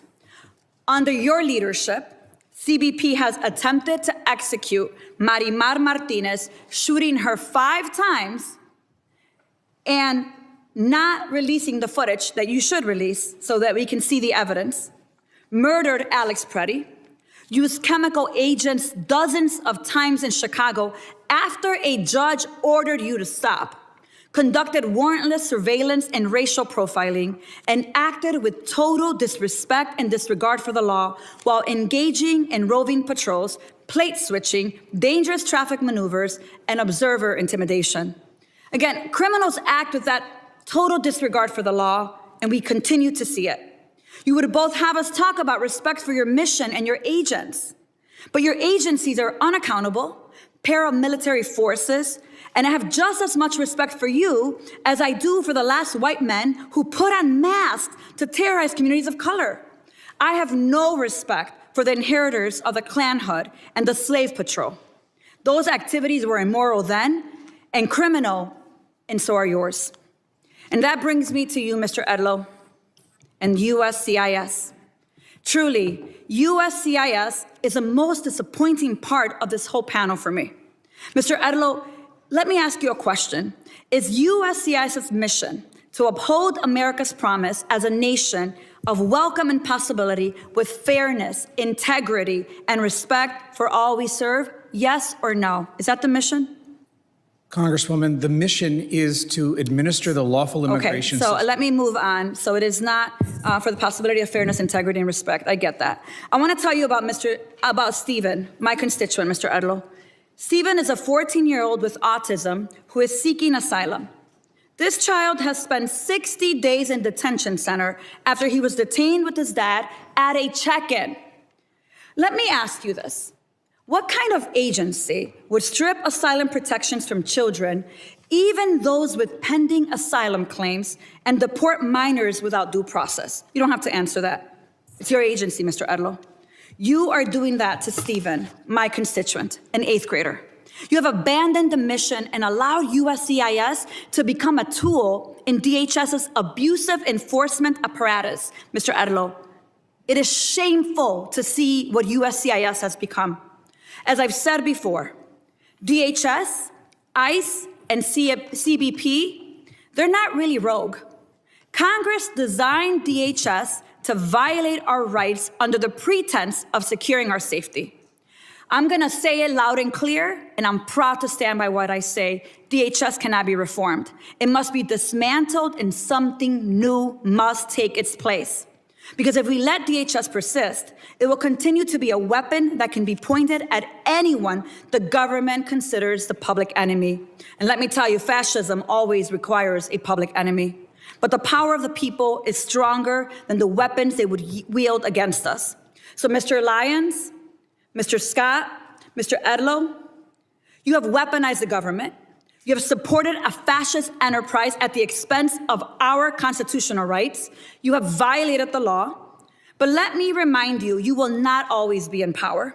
One day, you will be held accountable for your role in this dark moment in America and our nation's history. I guarantee it. And with that, Mr. Chairman, I yield back. Gentlelady yields back. As I said, the issues we're debating here are important ones that members feel deeply about. While vigorous disagreement is part of the legislative process, members are reminded that we must adhere to established standards of decorum and debate.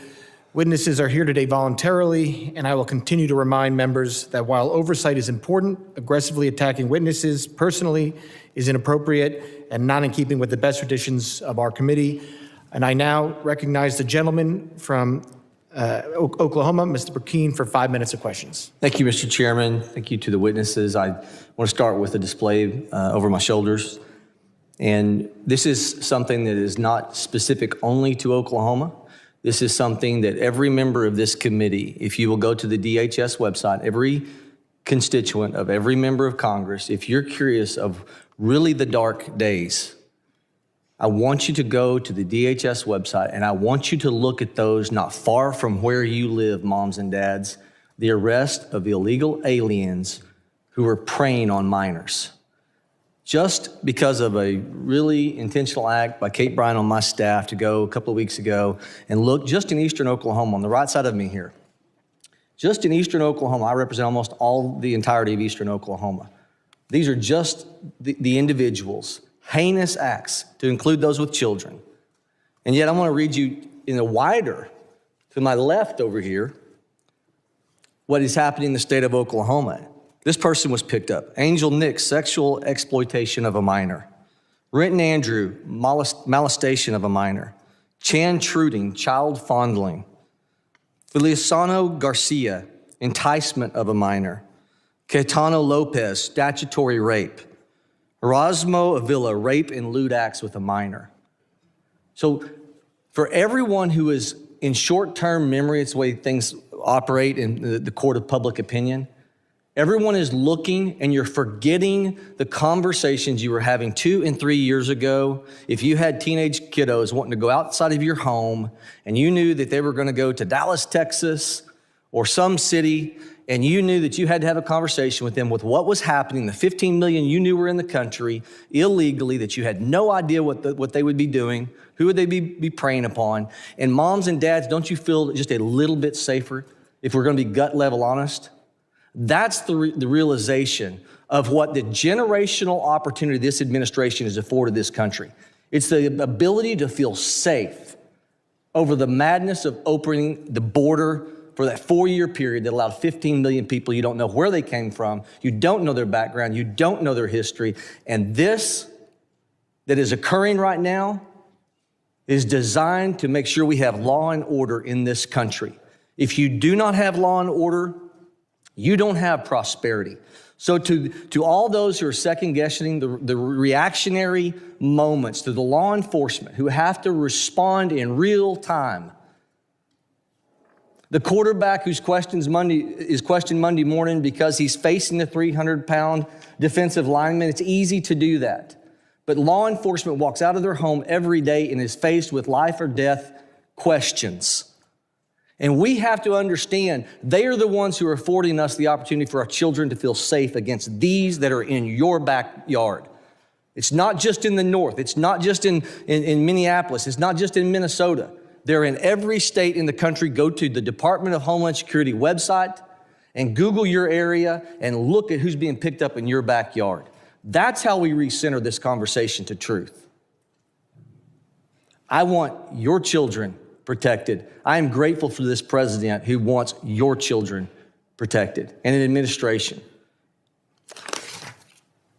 The same playbook is happening now to create chaos and take the eye off the real goal, which is to secure our communities, to get back to a place of safety. Mr. Lyons, can you describe, because of not allowing these people to stay in jails, these sanctuary cities are letting them go, thousands released from jail because they will not cooperate with ICE. And when ICE tries to execute a detainer, ask them to hold a criminal illegal alien for potential deportation, how is this compared with other non-sanctuary city regions in the country? Sir, it's night and day. With the jurisdictions that we do have cooperation, we're able to take that individual in a safe, secure environment. Not only is it a safe, secure environment for the officers and agents, but it's also for the individual and the community, because we only need 1 to 2 officers to make that arrest, where now we're historically 5 or 6, we need up to 15. From what you've seen in terms of protests in Minnesota and elsewhere, do you get the sense these agitators are trying to provoke your agents into reactions? Yes, sir. Can you expound upon that?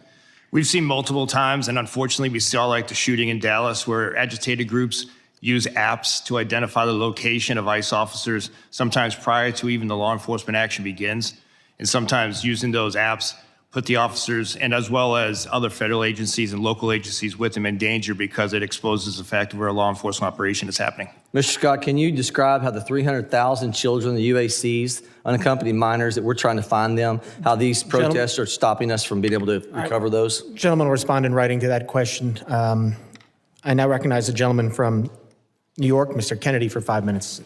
Thank you. Mr. Lyons, your written testimony today does not make one single mention of Renee Nicole Good or Alex Pretti. Not one. 2 American citizens have been murdered at the hands of your agency, and you have deliberately chosen under oath before Congress to ignore these tragedies.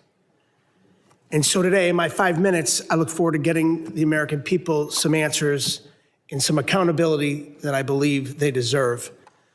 Mr. Lyons, I have some simple yes or no questions. Do you believe the U.S. Constitution provides due process for everyone in this country?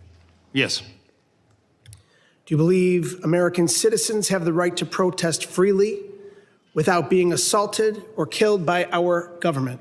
Yes. Do you believe there should be an independent investigation when an innocent person is killed by a law enforcement agency in this country? Yes. Do you believe your agency has a legal obligation to follow court orders? Yes. Well, Mr. Lyons, you have a very strange way of showing it with a federal judge finding that your agency is in violation of 96 orders in 1 month alone, and that's just Minneapolis, Minnesota. This administration and the agencies represented before us have shown a complete and utter disregard for the law and the Constitution. Renee Nicole Good and Alex Pretti, both American citizens, both dead at the hands of federal agents. Alex Pretti was a VA ICU nurse who dedicated his life to healing people, healing veterans. I worked as an occupational therapist for over a decade. In that video that we've all seen, it was Alex Pretti who was doing what healthcare workers do, what nurses do. They help people who are hurting, help people who are in trouble. In this case, helping a fellow peaceful protester who was shoved to the ground right before your agents shot him 10 times. And we're now learning that FBI Director Kash Patel stopped the U.S. Attorney's Office in Minnesota from investigating the death of Ms. Good because of fear that an investigation would contradict President Trump's falsehoods that she violently, willfully, and viciously ran down an agent. 6 federal prosecutors resigned rather than participate in a cover-up. Kristi Noem, Stephen Miller, and you, Mr. Lyons, have appointed yourselves judge, jury, and executioner, allowing American citizens to be gunned down in our streets with impunity. We all know the president is a liar. He's sold snake oil his entire life, but he can't tell us and the American people that we did not see with our own eyes what we saw in that video. 2 Americans shot dead in cold blood. The American people aren't stupid like he thinks we are. The fact that our government murders American citizens, lies about it, and then refuses to investigate or seek justice is beyond abhorrent. It's un-American. Mr. Lyons, in America, we shouldn't have secret police. We shouldn't have masked government agents executing citizens in the streets. The Constitution does not give your agency the right to hide their faces while they kill Americans. Will you commit, yes or no, to immediately unmasking every agent conducting immigration enforcement and requiring them to wear standard uniforms with identifiable badges? No. Well, that's a sad response. Your answer is completely unacceptable. People who are proud of what they do aren't hiding their identity. We're a nation of laws, and you, your boss, Secretary Noem, and Donald Trump are not above the law. The American people are angry, and they're demanding accountability and justice from those giving the orders. Mr. Lyons, yes or no, do you believe that Secretary Noem should resign? I'm not going to comment on that, sir. So you're going to look the families of Renee Nicole Good and Alex Pretti in the eye and tell them Secretary Noem should keep her job after their loved ones were killed? Sir, the loss of any life is unacceptable. In the heart, my heart, prayers and thoughts go out to anyone who tragically losing his life, especially a child, since I've suffered personal loss in my life. But I'm not going to comment on an ongoing investigation. Well, Mr. Lyons, the American people are watching. Your unwillingness to demand accountability from your own leadership speaks volumes. 2 American citizens Gentleman's are dead. time is expired. The American people deserve Gentleman's accountability. time is expired. Members are reminded that we must adhere to established standards of decorum in debate. It is a clear violation of the rules of the House to make statements that might be personally offensive to the President or the Vice President of the United States. I now recognize the gentlelady from South Carolina, Ms. Biggs, for 5 minutes of questions. Thank you, Chairman Garbarino, and thank you to our witnesses. A big thank you for what you do each and every day to secure our border and to carry out the will of the American people. You know, this Trump administration and the CBP and ICE, they've done a stellar job of securing our border. And we can just look at the numbers. They tell the facts. Crossings are down from a high of over 300,000 a month under President Biden to around 10,000 a month under President Trump. However, the lax border policies of the Democrats have flooded our country with tens of millions of illegal immigrants. This invasion was facilitated by sanctuary cities. Most cities will hand over criminal aliens with a deportation order to ICE, but sanctuary cities refuse to do so, often releasing them back into the public around our communities, our children, and making it unsafe. Cities like Minneapolis pick and choose which laws they want to enforce, and by doing that, they place our federal law enforcement in danger, forcing ICE agents to make arrests out in public, something that could be avoided if sanctuary cities simply cooperated with the federal law. At the same time, radical leftists have stirred hysteria over routine immigration enforcement, calling immigration officers the secret police and even the Gestapo. Let me be very clear. This rhetoric has consequences. Between 2024 and 2025, we saw a more than 16,000% increase in threats of assault against immigration officers, and over 8,000% spike in death threats targeting those who enforce our laws. In Minnesota alone, there have been over 60 threats and 20 assaults to ICE officers. Just think about that if you were going to work every day and had to deal with that. Sanctuary cities, they choose criminals over citizens. My bill, the Mobilizing Against Sanctuary Cities Act, would cut off every single federal dollar to any city that helps illegals instead of law enforcement. Mr. Lyons, my question is to you. Why should taxpayers fund far-left politicians who put your agents at risk? Ma'am, unfortunately, what we've seen over and over is just the fact that there's so much rhetoric out there against the work the men and women of ICE have done. Again, going back in my career, this is my second decade, multiple administrations, and it's never been like this. And the actual public safety impact that the men and women of ICE do every day is significant, and it should still be true for all 50 states. Thank you. So I want to take it a little closer to home. What's happening in my district, the 3rd District of South Carolina, it should alarm every single individual. These are real crimes committed by individuals illegally in our country, right here in our communities, confirmed by the Department of Homeland Security. We heard a little bit from my colleagues earlier. So let me just give you a few of the worst. Vehicular homicide, child cruelty and indecent exposure, armed robbery, assaulting a police officer with a weapon, and making terrorist threats, and I could go on and on. We're also seeing convictions for drug trafficking, burglary, forgery, repeated illegal reentry, and more, and this is what I consider chaos. And it's the direct result of open border policies that put American lives at risk. But amid all of this, we're seeing true heroes step up. Our federal immigration officers are on the front lines of securing safety and prosperity for us and for our children. They've been given a difficult task, but they are up to the job and certainly meeting the demands.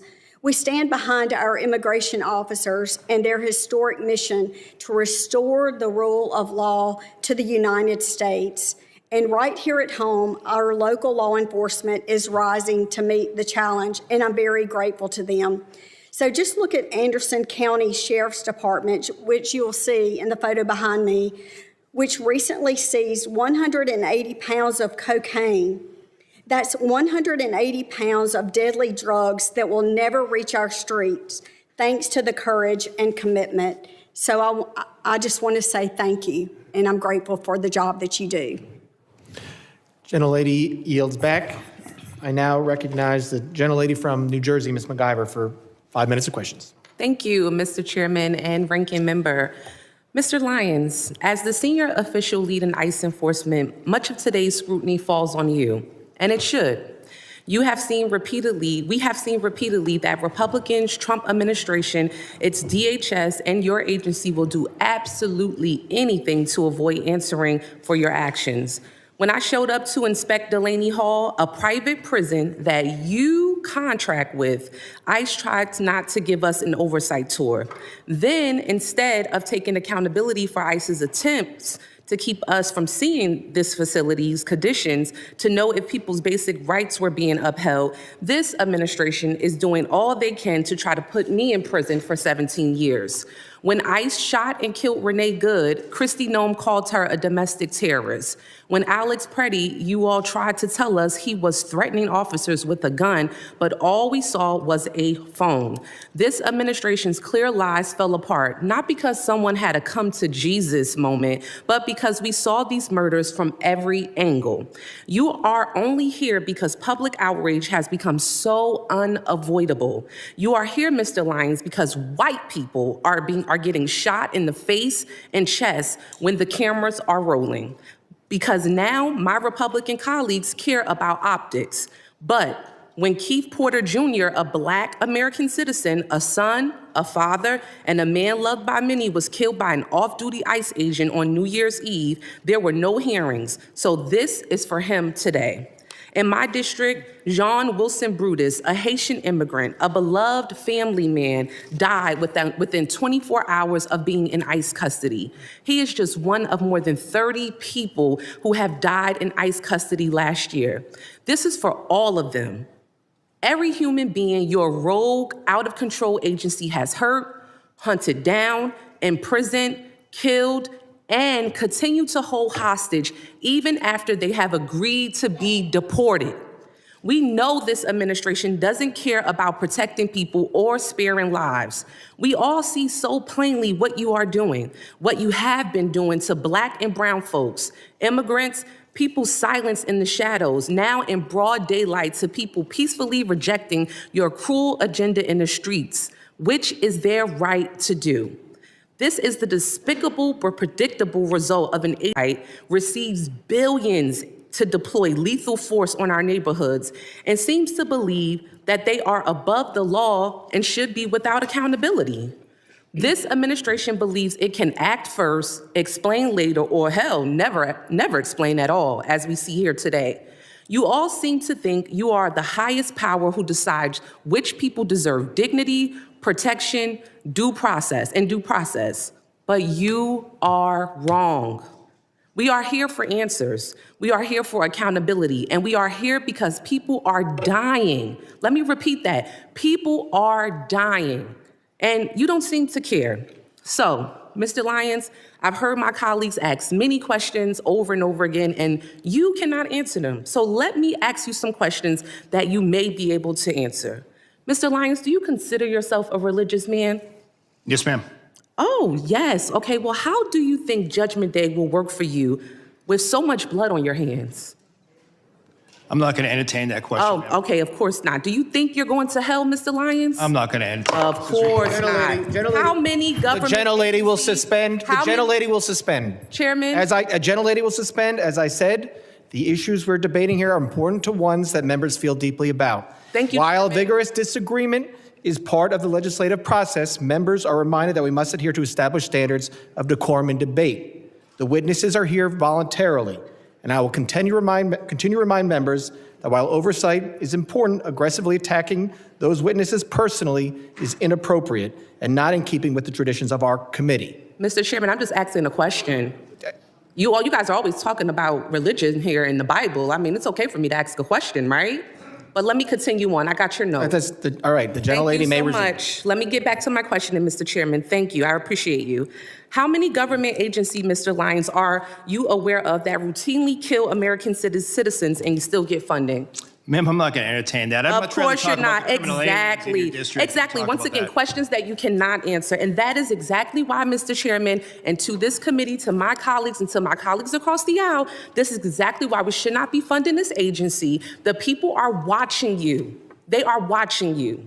And this is why we need to abolish ICE. With that, I yield back. Thank you kindly.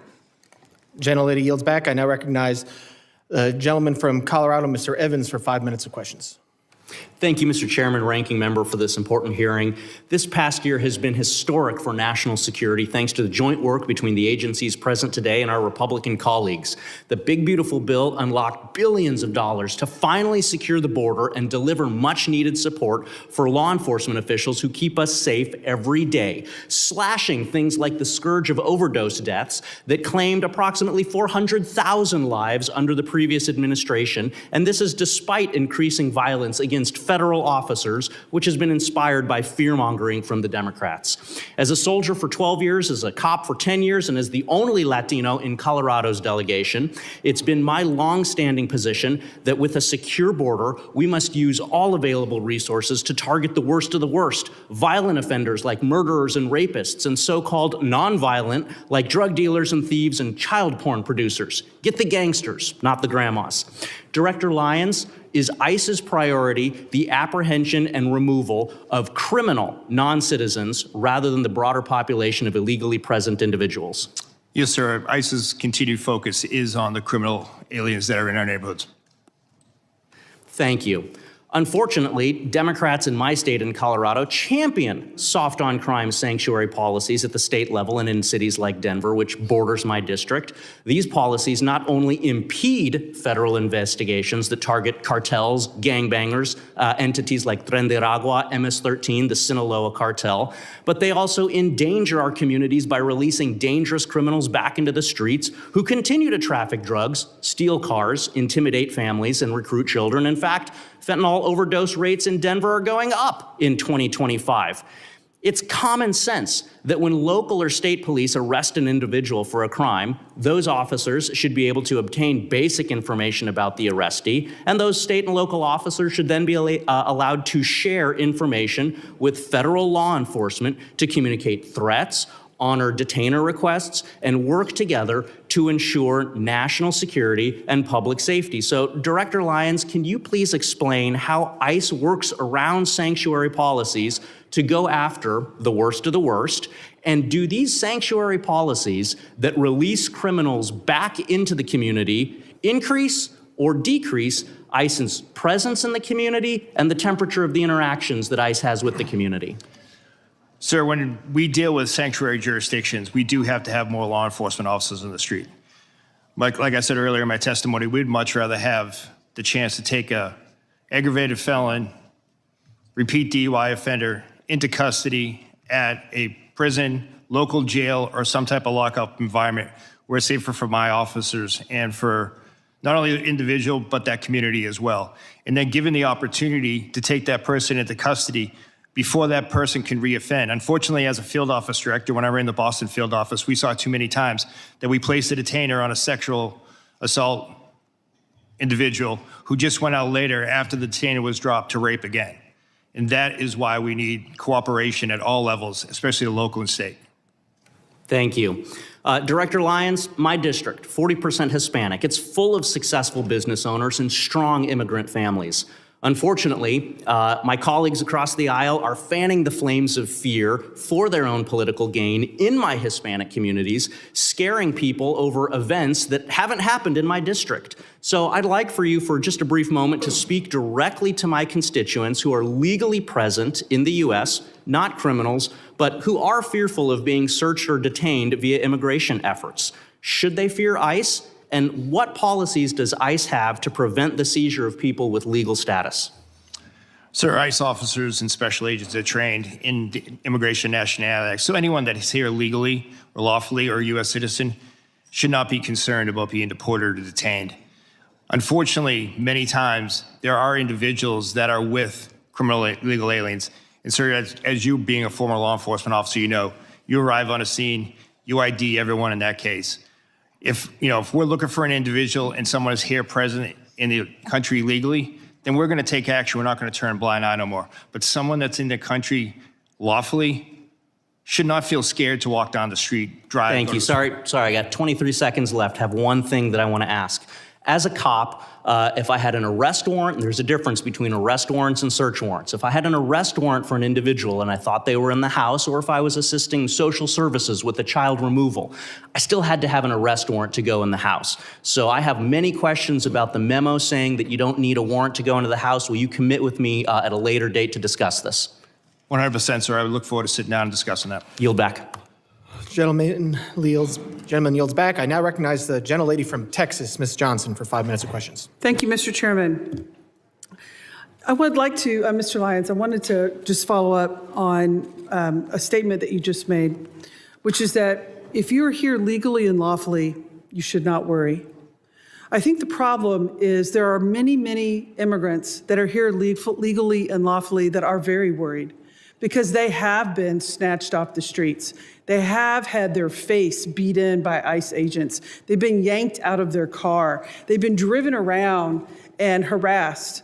And so that is, I think, at the end of the day, the key nut of the crux here, which is that, unfortunately, there is not just this focus on criminals and that people who are here in legal status. And for example, I have an example of this that I'd like to highlight for you. Back in October, Maher Tarabishi, a North Texas resident who was allowed to be in this country legally and was under a supervision order to check in on an annual basis since 2008, and did that because he had an adult disabled son. And so he was here working as an IT consultant and was here in the legal process to take care of his adult legal son. He went to check into his appointment. It so happened to be at the time that the Dallas ICE office was closed due to the shooting.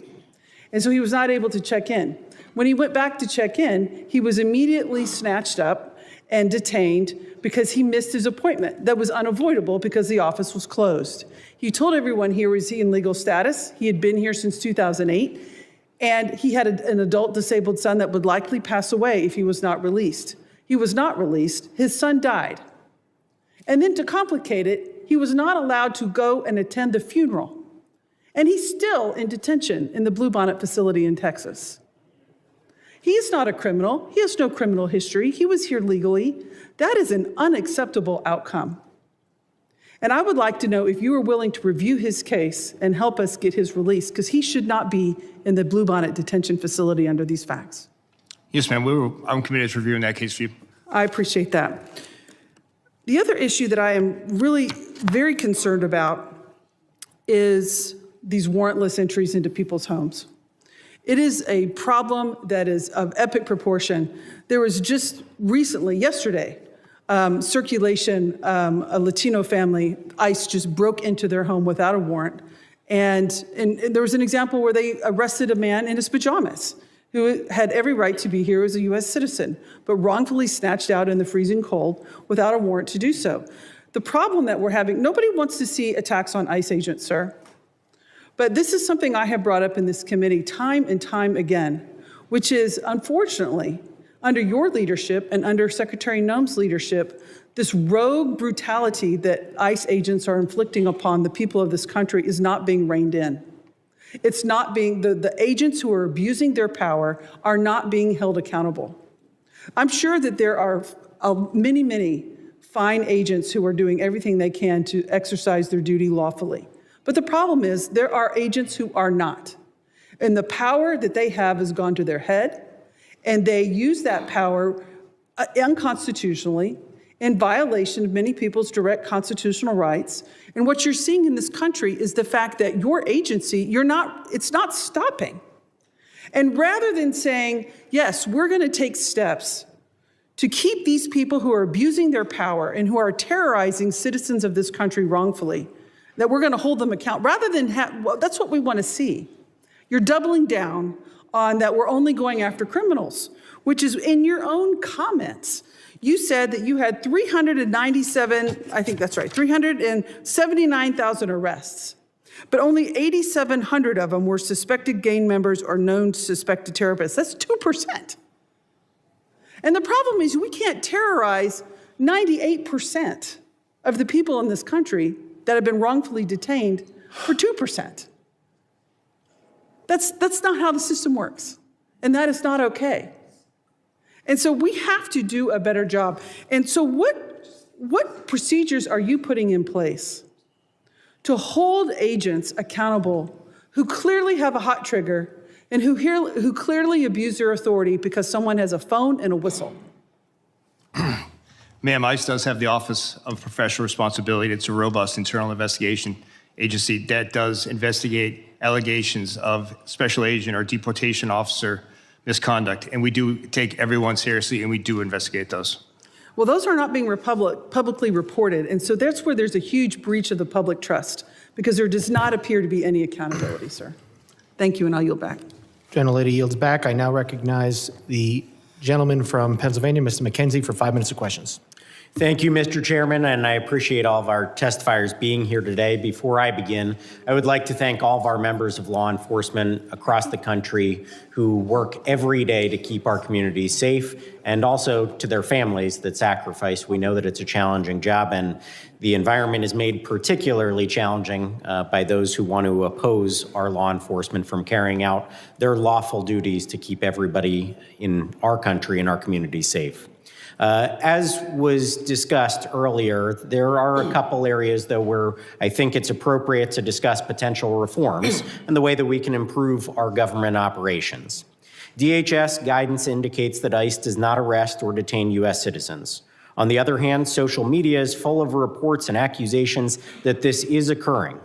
As you know, any accusation that an American citizen's rights are violated is very serious. Can you clarify, Mr. Lyons, whether this is something that it occurs, and what are the circumstances where a U.S. citizen might be detained, and what steps does ICE take to prevent mistakes? Yes, sir. I appreciate the question. Well, unfortunately, there's a misnomer that ICE is just a civil enforcement agency, and that's completely wrong. ICE enforces over 400 criminal statutes as well. Special agents, especially with the Homeland Security investigations, they're consistently out there doing human trafficking cases, drug cases, terrorism cases, and we do encounter U.S. citizens, and those who do commit federal crimes are arrested. But under Title VIII, no U.S. citizen is subject to civil immigration enforcement, and that just doesn't happen. There are multiple safeguards in that way, and if a U.S. citizen is detained in the course of an immigration investigation, they're quickly released. We don't take action on American citizens.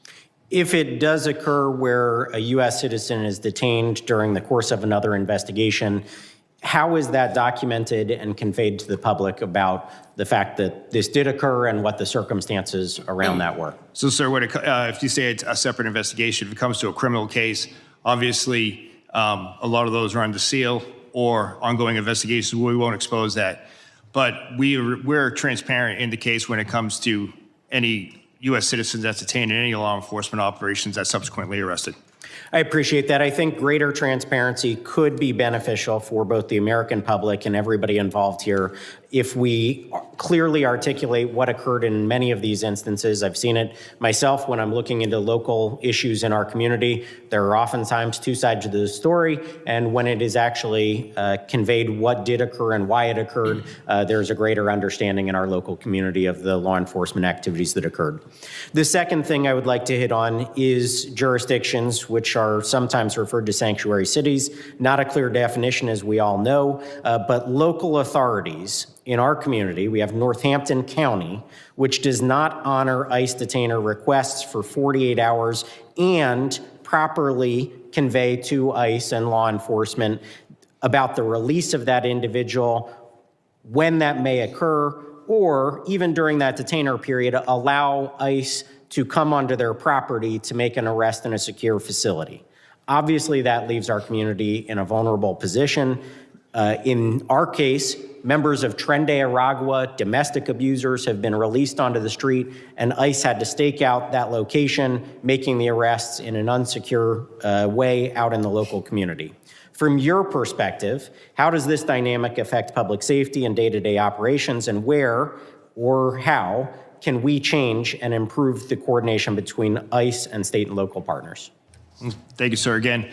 And what I would say is just very basic communication would go a long way for public safety.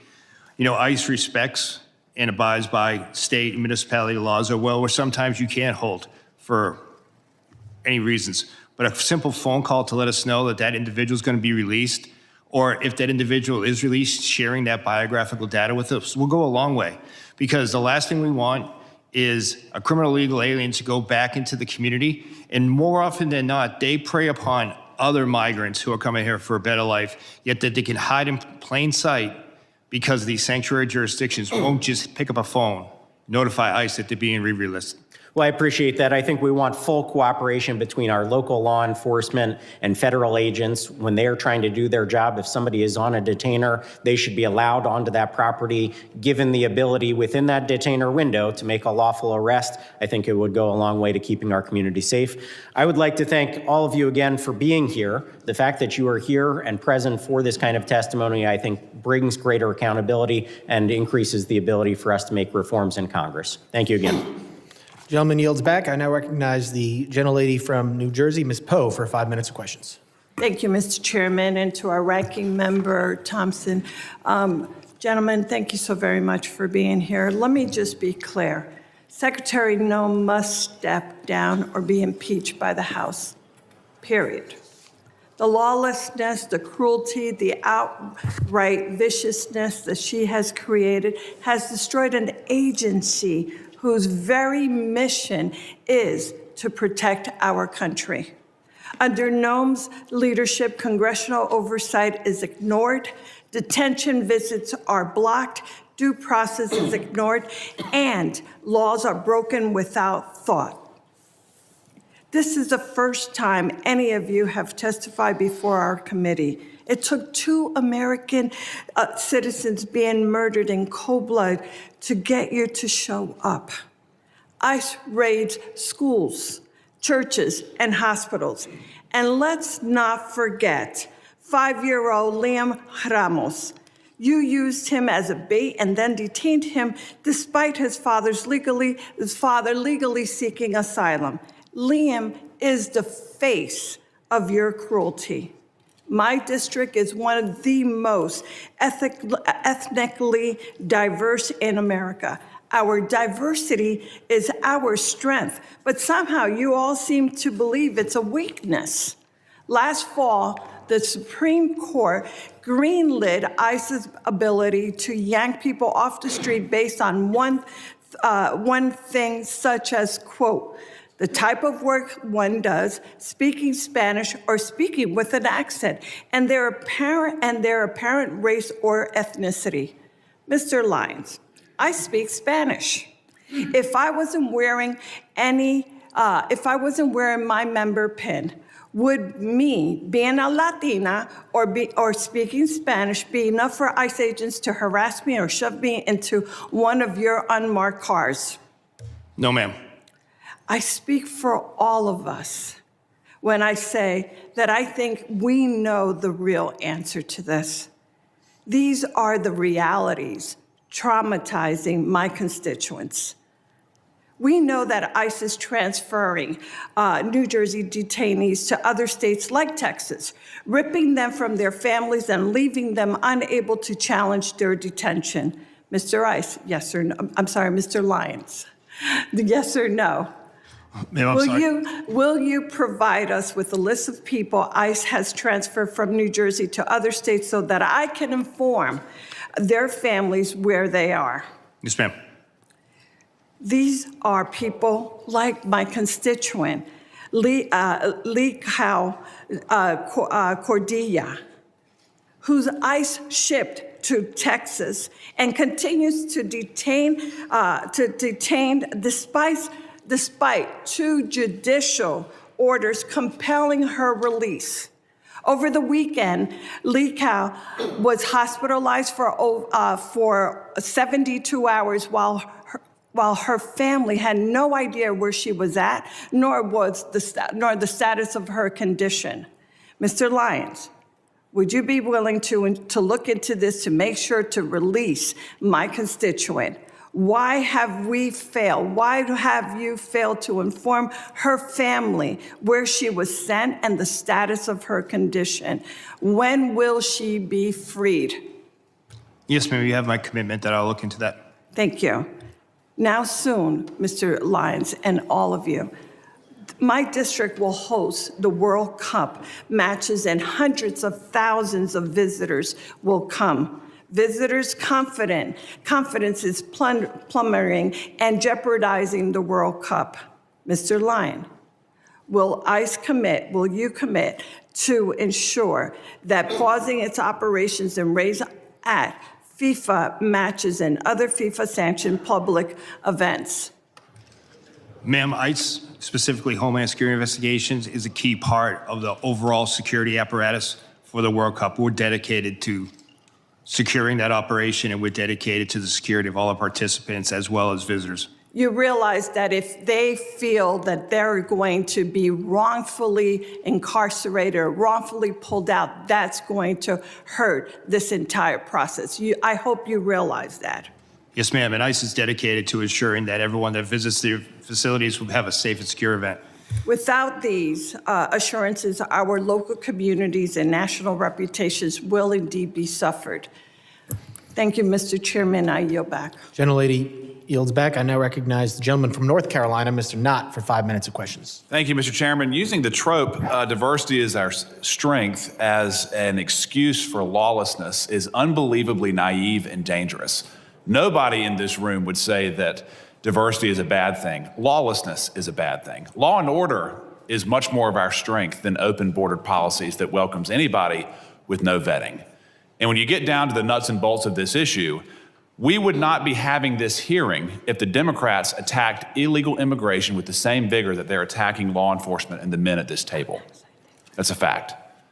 And it's worth noting that the dishonesty in framing these issues has been unbelievably obvious, it's been consistent, and just as an anecdote, Mr. Lyons, was Liam used as bait by your agency? No, sir. Actually, law enforcement officers took care of the child after the father abandoned him at a... Walk us through what that means. So, sir, the individual that was driving that vehicle with Liam was in fled from the scene from the officers. He was obviously upset. We comforted him. The officers actually placed him in one of our vehicles, played his favorite song, favorite music. Then they took him to McDonald's. You all got him McDonald's. So you all did not abduct him. You did not use him as bait. Any characterization of that is a lie. And it has been repeated over and over by the Democrats to frame your agency. You know, it's worth noting again that the Democrats fought to prevent any vetting of 20 million illegal immigrants into this country over the last 4 years. They attack agents rather than those who are assaulting agents today. They continually misframe what's happening in the ground. They continually malign the law enforcement officers who are providing legal structure to otherwise lawless landscapes in this country. And it's worth noting that there have been roughly 2 million people in the country who have been removed in the last year, some voluntarily, and then some by forced deportations. We've heard roughly about 25 cases of alleged abuse. Some of them, as I just pointed out, are dishonestly framed. But let's do a favor to the Democratic side. Let's increase that number by 1,000 times. 25,000 cases of alleged abuse or improper protocols. We are still operating at roughly 99% proficiency. Given the scale of the problem, the scale of the solution that you all are operating under, your agents are doing a remarkable job, and I thank you. But one issue that I want to talk about is this idea of sanctuary policies. Sanctuary policies is not just a passive relinquishing effort. It's an active obstruction. Isn't that true, Mr. Lyons? Yes, sir. And what I mean by that is when I say it's an active, to be specific, there are sanctuary states and cities that will release violent criminals rather than handing them over to pursuing federal law enforcement. Isn't that correct? That is correct, sir. I left the hearing a few moments ago just to find a quick example. Here's one right behind me. Just 30 hours ago, an illegal alien arrested for stabbing an American in the back. He was charged with attempted murder. He pled to a lesser offense. The feds wanted him, sought a detainer, and then rather than hold him for your agent's pickup, he was released back into the streets of Maryland. That is not an unusual action from local hostile law enforcement, is it, Mr. Lyons? No, sir, that's what we face every day. So we've heard the Democrats complain that we're not getting the worst of the worst, but their sanctuary jurisdictions that control roughly 40% of this country's population will actively release sex predators, drug dealers, violent offenders, rather than hand them over to you for deportation. And these are people who are already in custody. Am I correct, Mr. Lyons? Yes, sir. The individuals were already deemed a public safety threat by local or state law enforcement. And then when they get a federal detainer, they will release them on the street rather than turn them over for deportation. Yes, sir. It's disgusting. Mr. Scott, I want to talk to you briefly. I'm running out of time. How many cities does your agency operate in? We operate nationwide. Why is it that there is so much tension in Minneapolis, St. Paul right now? Because paid agitators are actively trying to stop law enforcement action. Without that, you wouldn't even have any idea most of these arrests were taking place. In many parts of the country, local law enforcement assists your efforts to bring legal structure to these lawless areas. Isn't that correct? That's correct. And when order is maintained, you can do your job peacefully, correct? Correct. And all we've ever asked is for law enforcement to do their job, not necessarily. In Minneapolis, St. Paul, local law enforcement in some cases have been prohibited from maintaining order so you can do your job. Isn't that correct? Correct. Gentleman's time is expired. Thank you. I now recognize a gentleman from Virginia, Mr. Walkinshaw, for 5 minutes. Thank you, Mr. Chairman. Director Lyons, your opening statement referenced the importance of protecting children, and I'm glad to hear your commitment to that. I want to focus on one of President Trump's mass deportation policies that the experts say harms children: child detention. In this administration, under your watch, ICE has booked nearly 4,000 children. And 1,000 of them have been held longer than the court-ordered 20-day limit. Recently, ProPublica obtained handwritten letters and drawings from children detained by ICE. These are letters from children describing what it feels like and what it does to them when the government locks them up. This is Ariana. She's 14 years old, detained for 45 days. Since I got to this center, all I feel is sadness and mostly depression. This is Mia, 7 years old. I don't want to be in this place. I want to go to my school. This is Scarlett, 17 years old. I feel very bored and overwhelmed because I am locked up. This is Gabby, 14 years old. I feel so much sadness and depression of not being able to leave.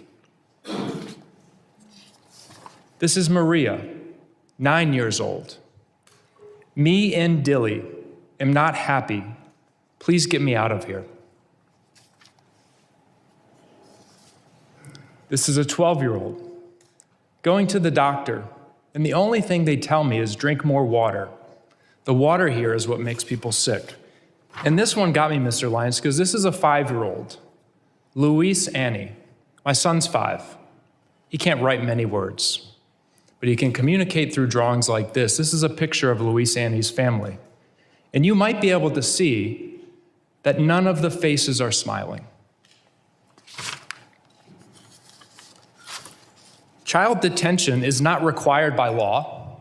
You know that. It's not the only option available, and it's not effective. We know that community-based alternatives can ensure compliance with proceedings without traumatizing these children. Yet, you continue to detain and hold children for weeks or months, depriving them of school, stability, leaving them afraid, sick, and confused.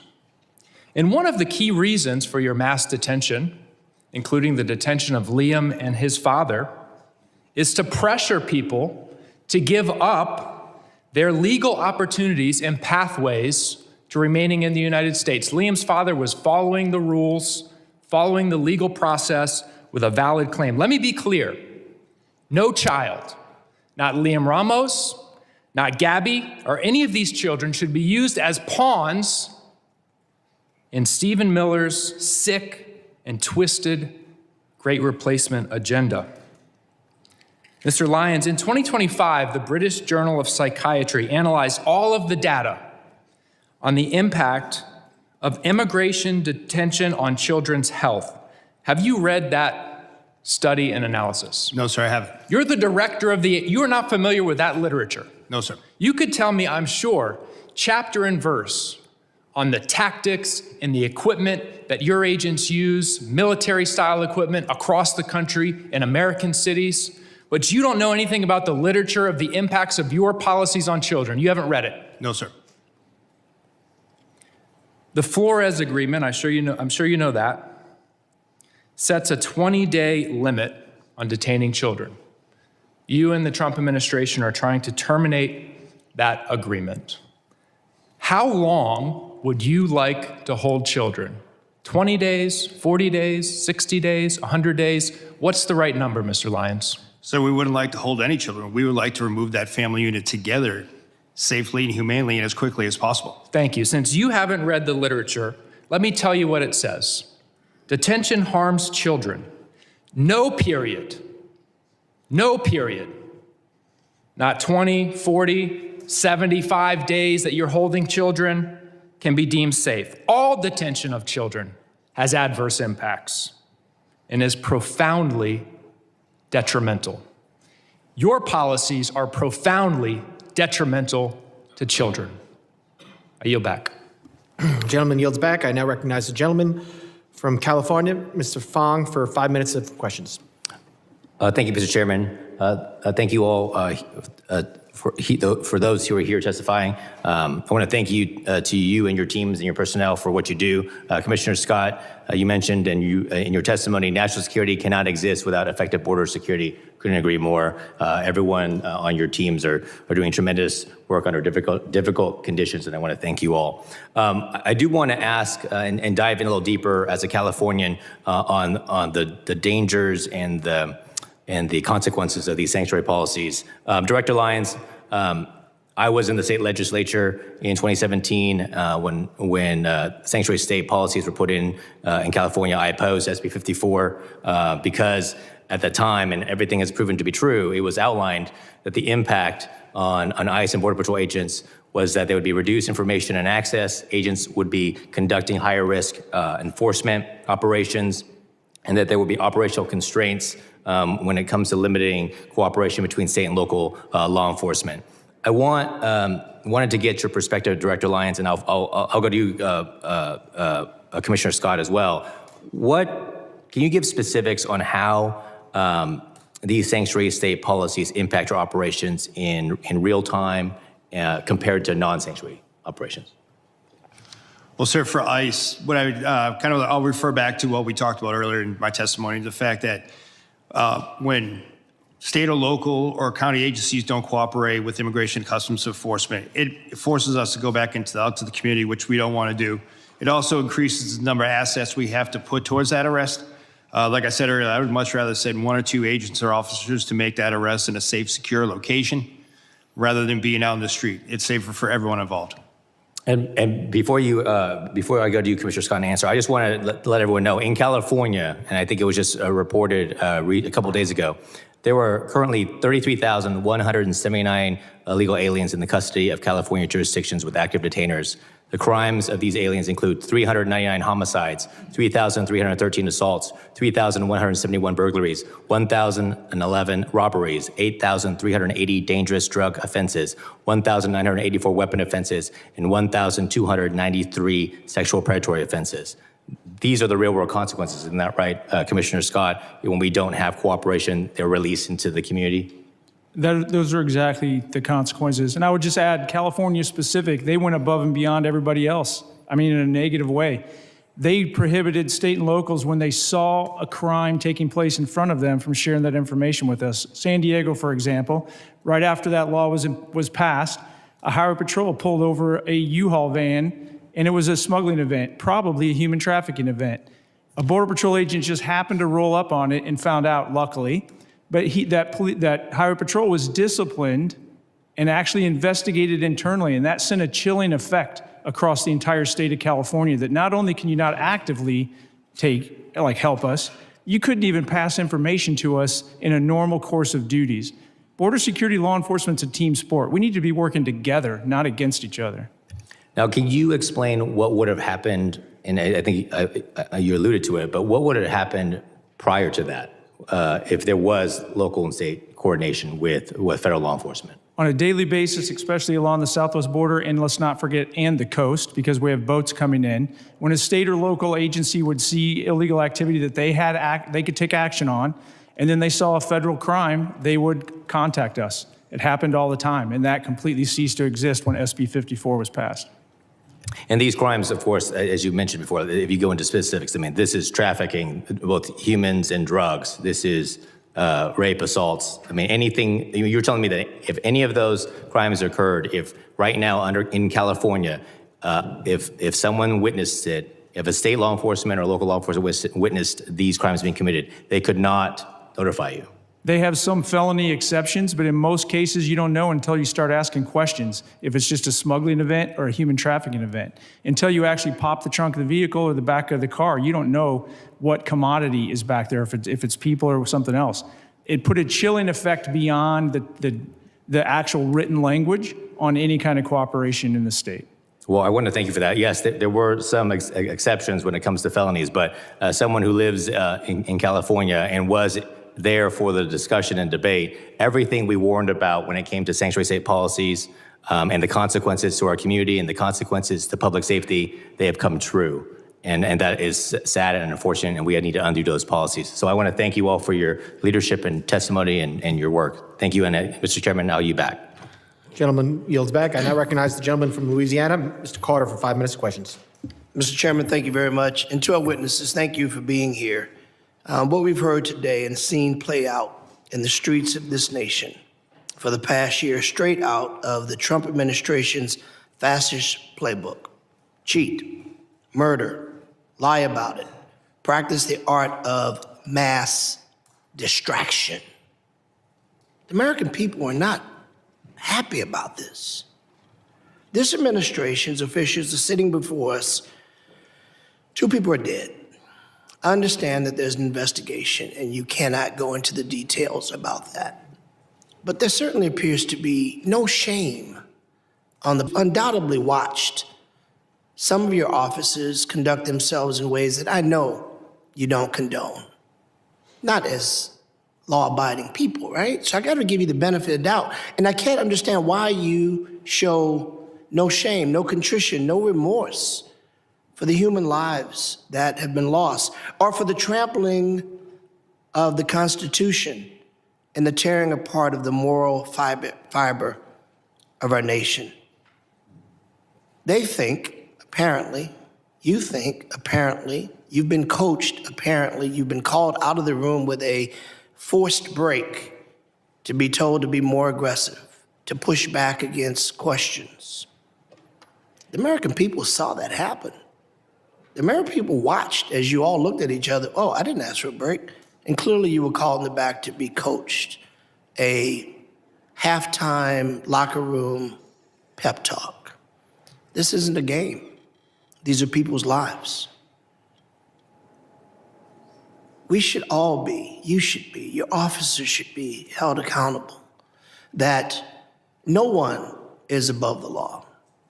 No one can evade the Constitution. No person can evade what is right, even though you think that Donald Trump will protect you, and maybe he will for now.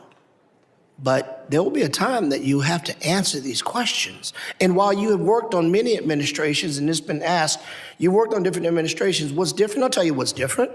The approach of how you conduct it, your search and seizure. The reason there were so many others and there were not riots was because people were not being trampled. You had trained officers who knew the art of de-escalation. They understood the rule of law. They understood the Constitution. Yet now we continue to hear lies. Last year, I took members of Congress on an oversight visit to ICE facility. We were told certain things that turned out to be patent lies.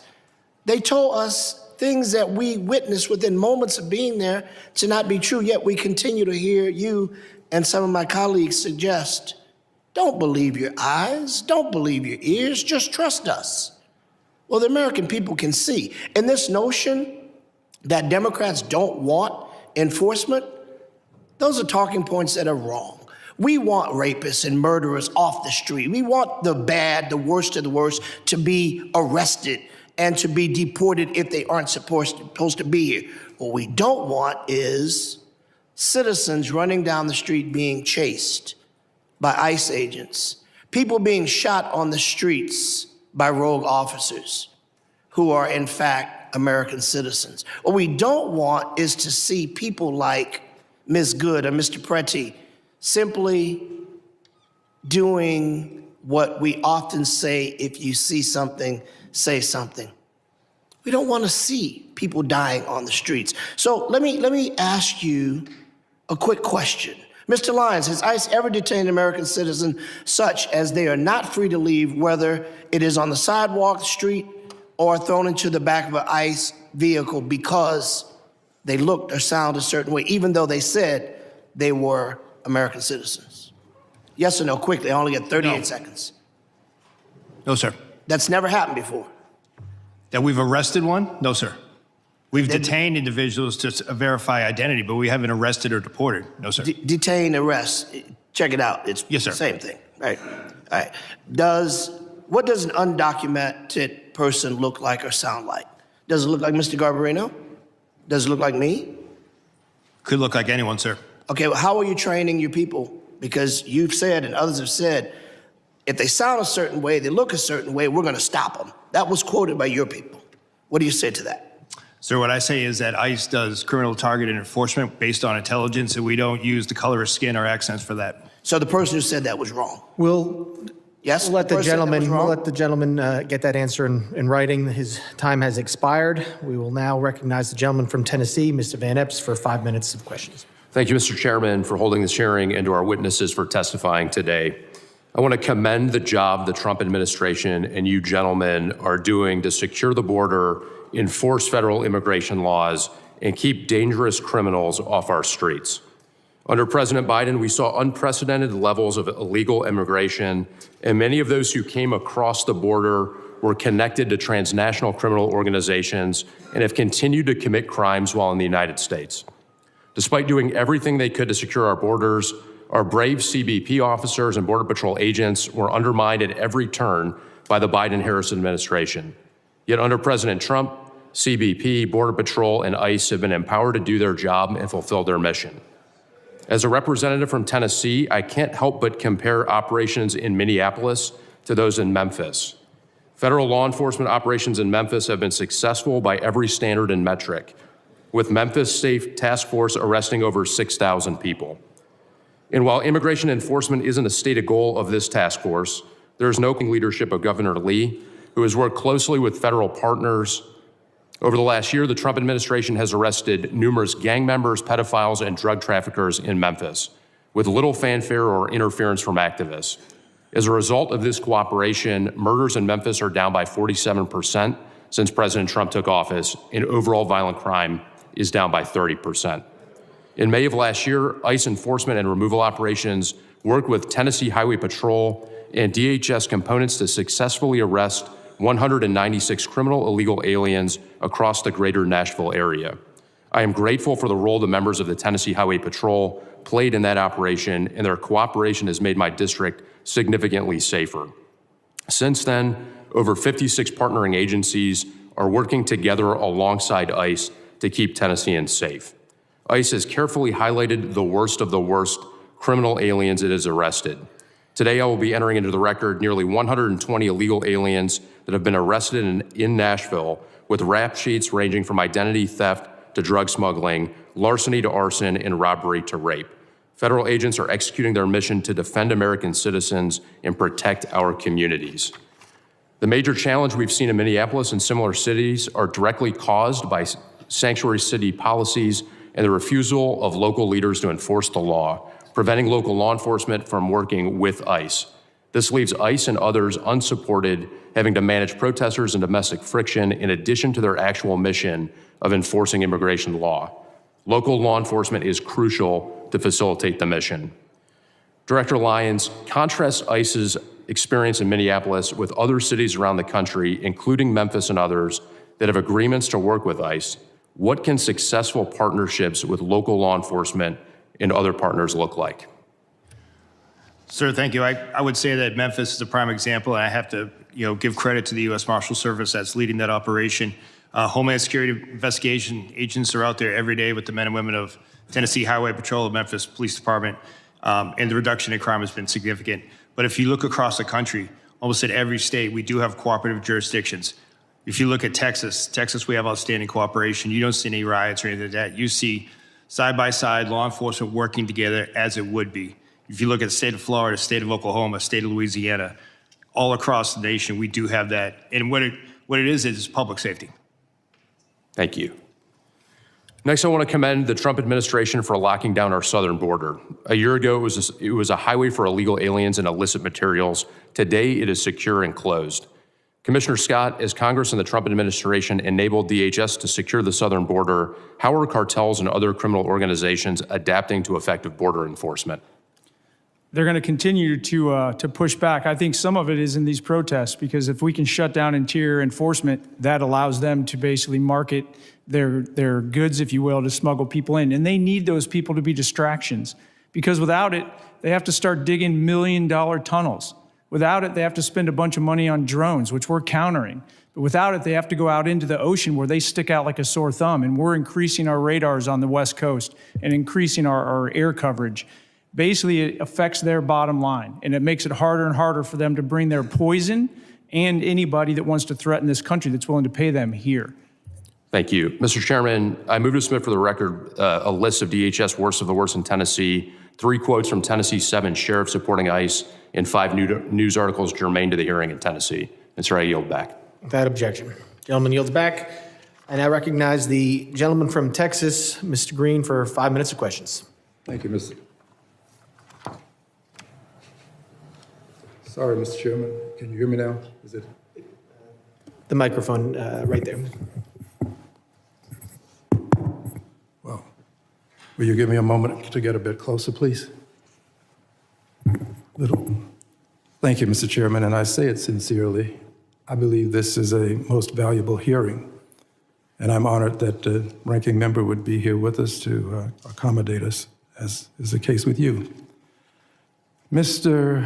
Lyons, is it true that you have a criminal justice degree, a bachelor's degree in criminal justice? Yes, sir, it is. Is it also true that you have a master's degree in criminal justice leadership? Yes, I do.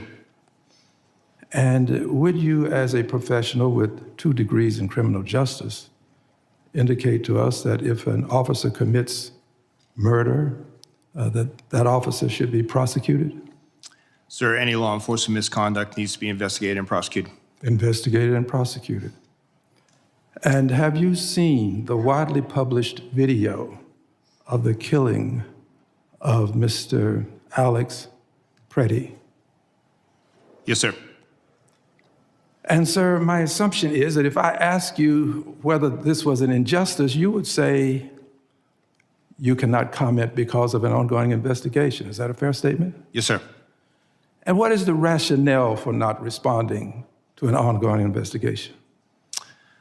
Sir, I don't want to impede or prejudice the investigation. No, not this one. Any, in your profession now, but any investigation. What's the rationale? Not this one, any. Same for any investigation, sir. I don't want to.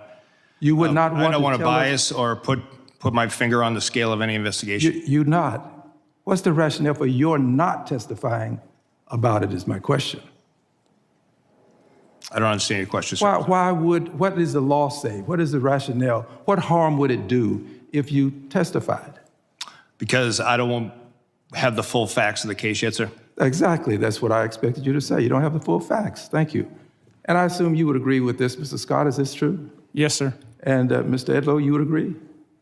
I assume so. I'm not a professional in law enforcement. Well, but you're a professional person with a degree of intellect such that you can comment on whether or not. Well, I certainly would not comment on anything. Not a specific case. We're talking about now any case. Would you agree that it would cause harm for you to testify before there's an investigation? Certainly, without having all the facts. All right, surely you would agree. Which brings us to Secretary Noem. Secretary Noem accused Mr. Pretti of brandishing a firearm while wishing to inflict harm on the officers. Secretary Noem. Same rules that apply to you apply to Secretary Noem. Accused this gentleman, Mr. Pretti, of brandishing a firearm.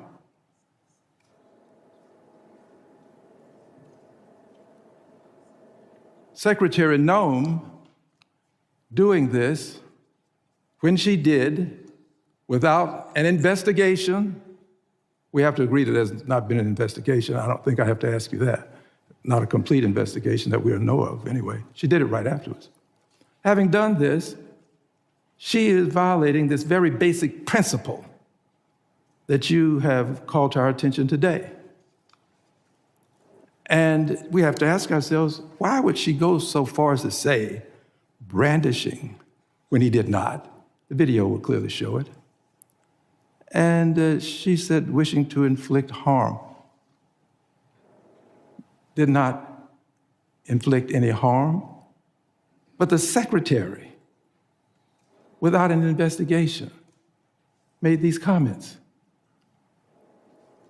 I'll tell you why. The secretary was in a rush to cover up, to make sure that she was protecting the officers without regard for the life that was lost. And in doing this, she was violating not only this basic moral concept, she was breaking the law. The secretary should be investigated right along with those officers who were out there engaged in this ungodly conduct. She should be investigated. And in my opinion, based upon my observation, secretary should not only be investigated, the secretary should be prosecuted right along with those officers. This man did not brandish. This man was not armed. This man did not attempt to hurt those officers. They should all be prosecuted. And you, persons associated with the Trump Gentleman's time administration, say lock her up. I say lock her up. Gentleman's time has expired. I now recognize the ranking member for UCIS. That's correct, Mr. Chair. Mr. Chairman, I ask unanimous consent to insert two statements for the record.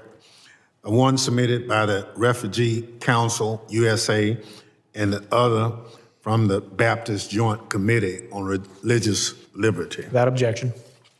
Mr. Chairman, on behalf of Ms. Ramirez, I ask unanimous consent to include in the record 3 articles. One, a Chicago Sun-Times article describing how U.S. Border Patrol has separated a family. Number 2, an ABC 7 Chicago article that describes how ISIS warrantless arrests in Chicago has been ruled unlawful by a federal judge. And third, a ProPublica article documenting how immigration agents are using banned chokeholds and other moves that can cut off breathing. Without objection. Mr. Chairman, I ask unanimous consent to insert in the record the following articles. A CBS News article that states that contrary to the administration's claim, only 14% of those arrested by ICE had violent criminal records. An NPR story about a DHS memo that says ICE can enter people's home without a judicial warrant, which has alarmed members on both sides of the aisle. An article from the Marshall Project that alleges that there are thousands of kids in detention, many for longer than the court prescribed limit. An article from the Independent about a sick 5-year-old Lame Ramos asking for his mom in a detention center, which rebuts testimony we heard today that ICE was taking good care of him. A report from the Center for Election Innovation and Research updated this month that found that non-citizen voting is rare and allegations of the practice are a result of misunderstandings or fabrication. An article from the AP, which highlights that federal authorities are monitoring and tracking individuals who criticize immigration enforcement operation. A report from the Brennan Center titled, ICE Wants to Go After the Sinners as Well as Immigrants. A report from The Guardian that describes the terrible condition in ICE facilities and that ICE denied urgent medical care to a 10-year-old. Without objection. I want to thank, Gentleman kneels back. I want to thank the members, or the witnesses for being here tonight, and all the members for their questions. Members of the committee may have some additional questions for the witnesses, and we ask that the witnesses to respond to these in writing. Pursuant to Committee Rule 7E, the hearing record will be held open for 10 days. I want to let the audience know that please still be seated while the witnesses and their teams leave. Without objection, this committee stands. So to just Without asking for the objection, ground the chair truth may of what was declare the happening, committee one of the things that recess at stood any out to me point. is one of the Purpose of agents said, today's Tony, it hearing is reminds conduct me a lot of oversight Fallujah. of the Department of Having Homeland someone that served in Security Fallujah, that assess caught my attention. priorities for And U.S. so my immigration and question customs first is to you, enforcement, Commissioner U.S. Customs Scott, and Border is on the Protection, safety of and our U.S. citizenship agents. and immigration In services particular, for I calendar year see that these 2026. task forces work, these Before we get anti-gang, started, these I'd like to remind the anti-terrorism members and the task public of the forces. rules of decorum. But thinking of Fallujah reminds me of These we were issues fighting a we are war debating that are was the important ones that Persian members Gulf feel deeply when the world had about. changed. While And so vigorous my question disagreement is is, part of the is there a legislative way we can process, protect our law members are enforcement, reminded that we must our adhere to federal law established enforcement standards agents? of In decorum and particular, debate.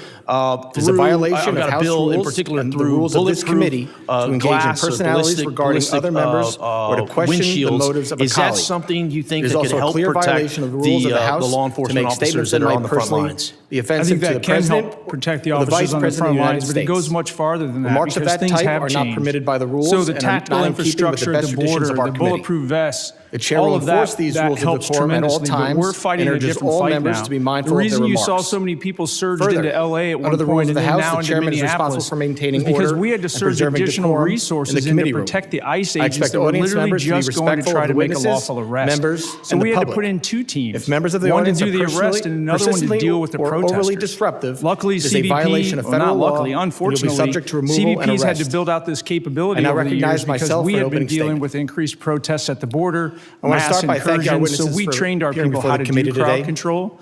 But let's Today's not miss hearing the provides fact that that we have the American people the ability to hear well-funded, directly and I from the think leaders insurgencies that or enforce our terrorist nation's organizations, however you immigration want to laws. call it, It literally is our trying to imperative prevent as legal representatives of the laws from people being enforced in to the be a United voice States. for the That is a people. dramatic change. That's why we've had to Transparency, shift. So we had to figure out how to communication, and protect our accountability officers and agents more are keys to holistically. good government. On social media, how do we This is keep why it from being oversight is doxxed? important. When somebody goes to Informing like Congress did to and the Director public Lyons, they is not follow his casting kid home accusations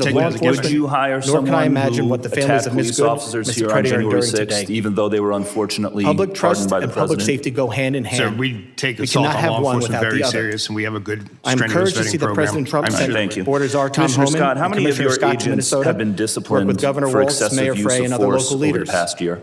I sincerely cannot hope this comment on dialogue ongoing continues. or I'm not asking you to comment on a This should specific stand as an example investigation. of How many cooperation to of your to agents anyone have been who disciplined? continues to incentivize I'm just asking for the reckless total. behavior I'll in give our that number streets, to you. I don't have it in front of unlawfully me. All right, impede law I sent you a enforcement letter operations, asking or that disparage question their and haven't fellow received a citizens. response. Will you commit to sending a State and response to local me, please? officials should be Yes, sir. partners, All right, not I'd like you to obstacles view when this it comes to video. public safety. And federal officials should keep in mind This is that video this kind of of what partnership appears to is be a pepper two-way spray street. thrown by a Everyone federal should have the agent same into goal of keeping Rafael America Barraz's safe. car.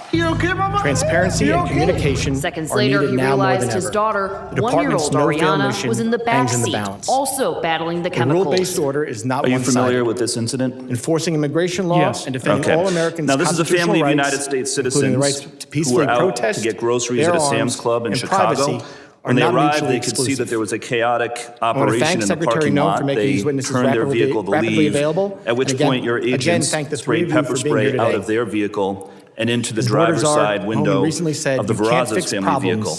if you don't Is have it proper discussions. procedure to I aim hope we can pepper have a spray positive, into the civil, window and of a moving productive vehicle? discussion today.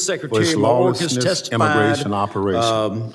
They are before reckless, this very creating committee chaos that the in our U.S. communities, border was, and I terrorizing quote, adults and children secure, alike, close and quote, undermining and our not moral open. authority as a At the nation same of time, liberty under his and rule leadership, of law. illegal alien Last month, population an ICE surged to agent over shot 11 and killed million. Renee Good, a Minneapolis They were mom coming from in more than cold blood 160 as she different drove countries away as migrants were from him. released into our After country killing by her, the the millions. agent called That's what the her Biden a disgusting administration, name. I won't repeat in concert with Secretary Other Alejandro agents refused to allow Mayorkas, did to America. a nearby physician They to sold treat her. America out.